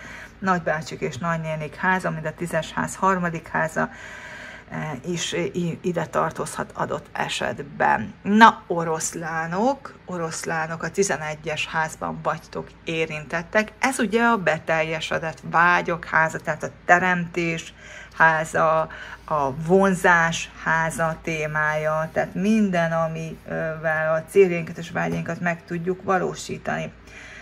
Jó, tehát akár az önmagától adódó segítségháza, mint a szinkronicitások, vagy a sorszerű dolgok háza, vagy emberek, barátok, ismerősök, akik segítenek, támogatnak a céljaitok elérésébe. Hát itt pont ilyes valakinek a jelenlétét, vagy megjelenését beszéltük már. Úgynevezett mecénások, ugye támogatók, bölcstanácsadók, mentorok, ugye? Ez már szó volt itt, tehát bárki, aki megjelenik körülöttetek, és azt mondja, hogy képesek vagytok rá, ne gondoljátok, hogy ti tudjátok a tutit. Mindennel együtt érdemes végére járni, hogy eddig miért nem ment, és onnantól kezdve már menni fog, és igenis lehetséges. A függetlenség, a szabadság válik fontossá, de akkor ez a szabadság, ez ne az legyen, hogy na jó, nem nézek ennek a dolognak utána, mert nem foglalkozok vele. Mutatja a korlátokat, tapuk és a tilalmak legyőzését, hát úgyis, mind a titkokét, ugye? Tehát a vak volt, az egy tabu, vagy egy olyan dolog, amit nem tudtunk, hát annak a leleplezése, vagy annak a figyelmen kívülhagyása, és akkor legyen köztudott, legyen ismert, tudjak róla, ez is itt van. Oké, tehát itt a szabadidő eltöltése, és itt lehet a hobbik, itt lehetnek, ezek hozzásegíthetnek titeket, például valamilyen módon mindenhez, illetve szóba kerülhetnek ezek a dolgok, illetve továbbá, akiknél nem így váltódik ki, azoknak adott esetben akár a testvérek hitéről, hitrendszeréről, világnézetéről is szólhat, miben hisznek, miben nem, mit tartanak erkölcsösnek, mit nem, hogyan látják a világot, hogyan nem. Az apának a 8-as háza is lehet, az apának a műtéte, a halálháza, ha esetleg már nincs köztetek, akár akkörül is lehet megoldandó dolog, vagy válasz is, ami segíthet titeket, de egyébként a pénzhez való viszonya is már, ha ilyen hitel és hasonló dolgokról van szó.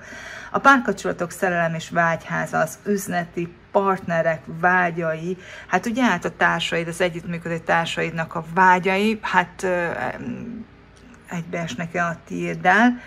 Ez egy nagy kérdés, mert a közös beállítottság, a közös célok, azoknak az alapjai a közös vágyak és a közös elképzelések is lehetnek. Hát itt ez megint fontossá válhat, hogy mennyire haladják meg a te lehetőségeidet, vagy a te általad kialakult kép önmagadról, mennyiben korlátozza az ő vágyaikat, vagy elképzeléseiket. Mármint, hogy ők vágynak valamire, vagy van előttük valami, amit szeretnének megtapasztalni, hogy te abban tudsz-e partner lenni, vagy pedig ilyen visszafogó energia, vagy egy ilyen fékszerű a számukra természetesen. Na és a szülők anyagi helyzete is ide tartozhat, hát itt megint elhangozhatott bármi olyan, ugye, ami az anyagiakra vonatkozott.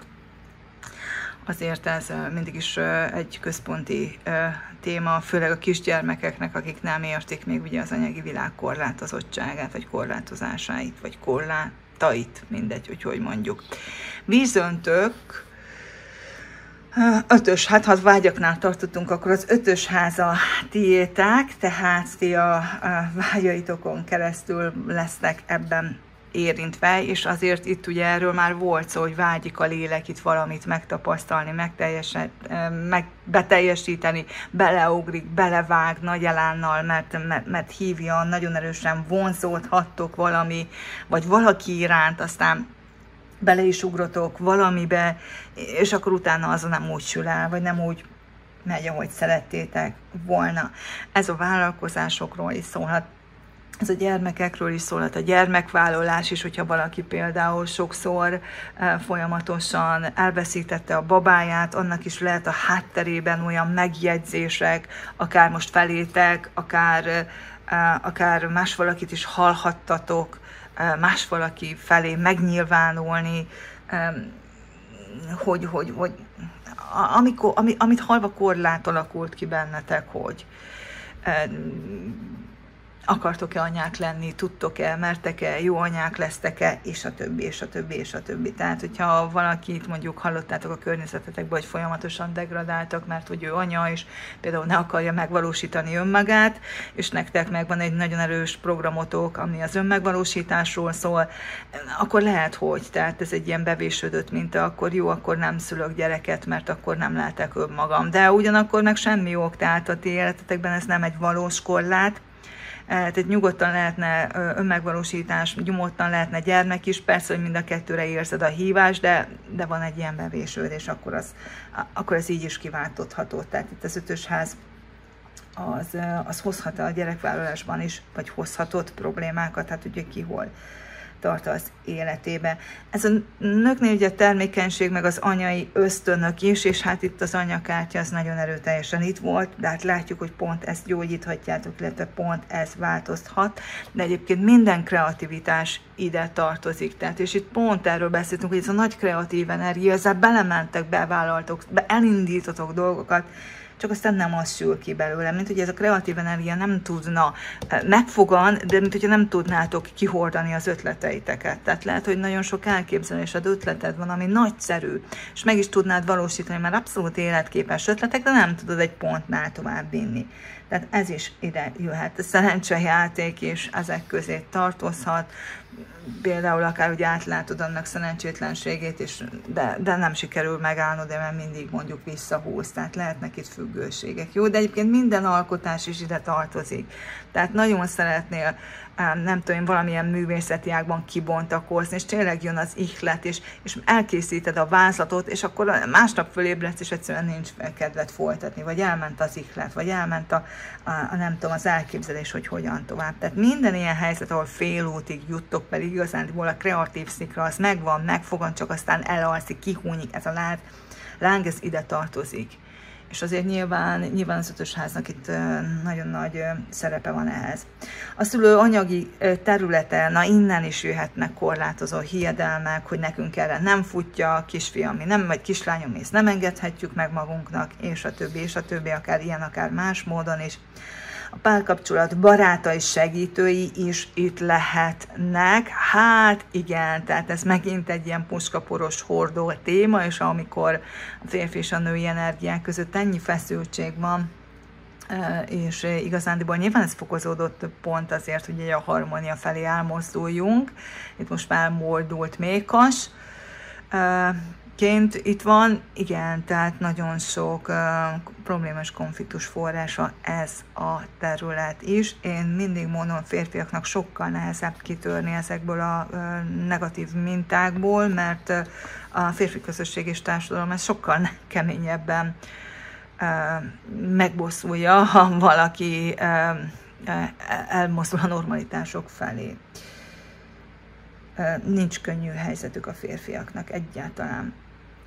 Jó, és az anyának a 8-as háza, tehát az anya halálháza, tehát a halálmódja, körülménye ide tartozik, ha már nincs köztetek. Egyébként ugye, ahogy már mondtam sokszor, a műtétek háza, és minden olyan terület tartozik még ide, mint például a másoknak a pénze, de a spirituális dolgok, az okkol dolgok. Tehát például az is, hogy ő mennyire volt mondjuk tudatos, például arra, hogy mit mond, és azért tudjuk és látjuk, hogy adott esetben ezzel akár probléma is lehetett.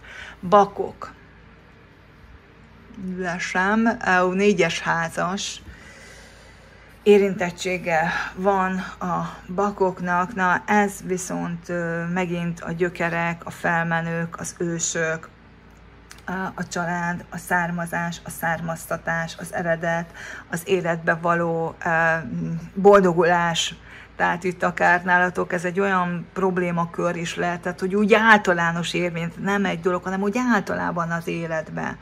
Tehát lehetnek ilyen bipoláris dolgaitok, hogy egyszer nagyon élvezitek az életet, és nagyon magabiztosak vagytok, és tényleg jönnek a sikerek, aztán mintha ezt elvágták volna, és megint a padlón találjátok magatokat lelkileg, és aztán persze ennek megfelelően minden más is elkezd zuhanni.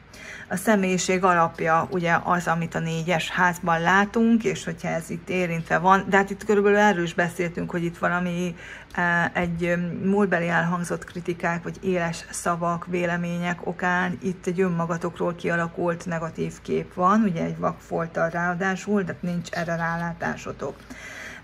Lehet, hogy mélyen gyökerezik ezt családi tradíciókban, például lehet, hogy nem ti vagytok az egyetlenek, érdemes itt ilyen módon kicsit kutatni is akár a családban, ez is sok megértést hozhat nektek, kedves bakok.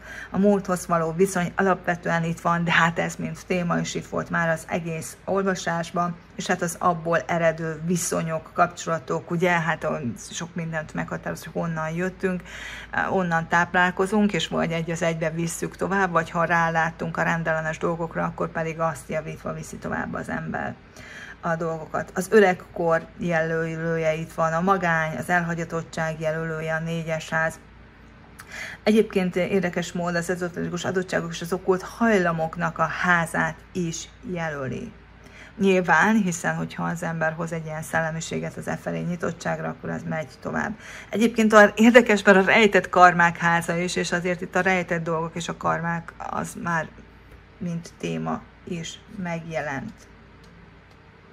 Örökölt betegségek, hajlamok, hát ezt mondtam, ez a genetikai felmenők. Jó, és hát igazándiból ez a párkapcsolat, karrier és hivatás, vagyis a párkapcsolat céljainak a háza lehet, hogy valaki ilyen módon érintett ebben, illetve a testvérek anyagi ügyei is ide tartozik minden, ami a testvérrel kapcsolatos és a 3D-hez kötődik. Na, hát, mint például a külső megjelenés, a fizikai fejlődés, beleszeg a testvéred, ő vékonyabb, vagy ilyen-olyan. Ezek a dolgok is ide tartozhatnak, tehát a fizikai megjelenés és a 3D, ugye anyagi világ. Jó, hát kedves szüzek, oroszlánok, viszöntők és bakok, ennyi volt a ti üzenetetek erre az időszakra. Én remélem, hogy sikerül megoldani ezt a bakvoltot, sikerül itt rálátni arra, ami eddig ilyen módon hátráltatott titeket. Ehhez megtaláljátok a megfelelő szellemi segítő társakat, akár könyvek vagy módszerek, akár tényleg bizonyos segítők, mentorok, tanácsadók képében, vagy személyében, és sikeresen túl tudtok lenni, ezen ráláttok, amire rá kell látnotok, és ez tényleg rengeteg erőt szabadít fel bennetek, és teljesen átformálja az életeteket. Kívánom, hogy legyen így ez ebben az időszakban, kívánom, hogy tudjatok erre rálátni, és sikeresen átformálni ezeket a dolgokat. Ha tetszett a videó, kérlek, ne felejtsétek el lájkolni, ne felejtsétek el feliratkozni a csatornára. Ha még nem lennétek, de hasonló tartalmak érdekelnek titeket, valamit hát megosztani és kommentálni se felejtsétek el, hiszen ezzel nagyon sok mindenben tudtok támogatni és segíteni. Mármint a csatorna működését, meg hát másokat is, akikhez mondjuk pont a ti megasztásatok által érkezik meg a videó, vagy hát ezek az információk. Na, nem is húzom tovább, köszönöm, hogy itt voltatok. Sziasztok!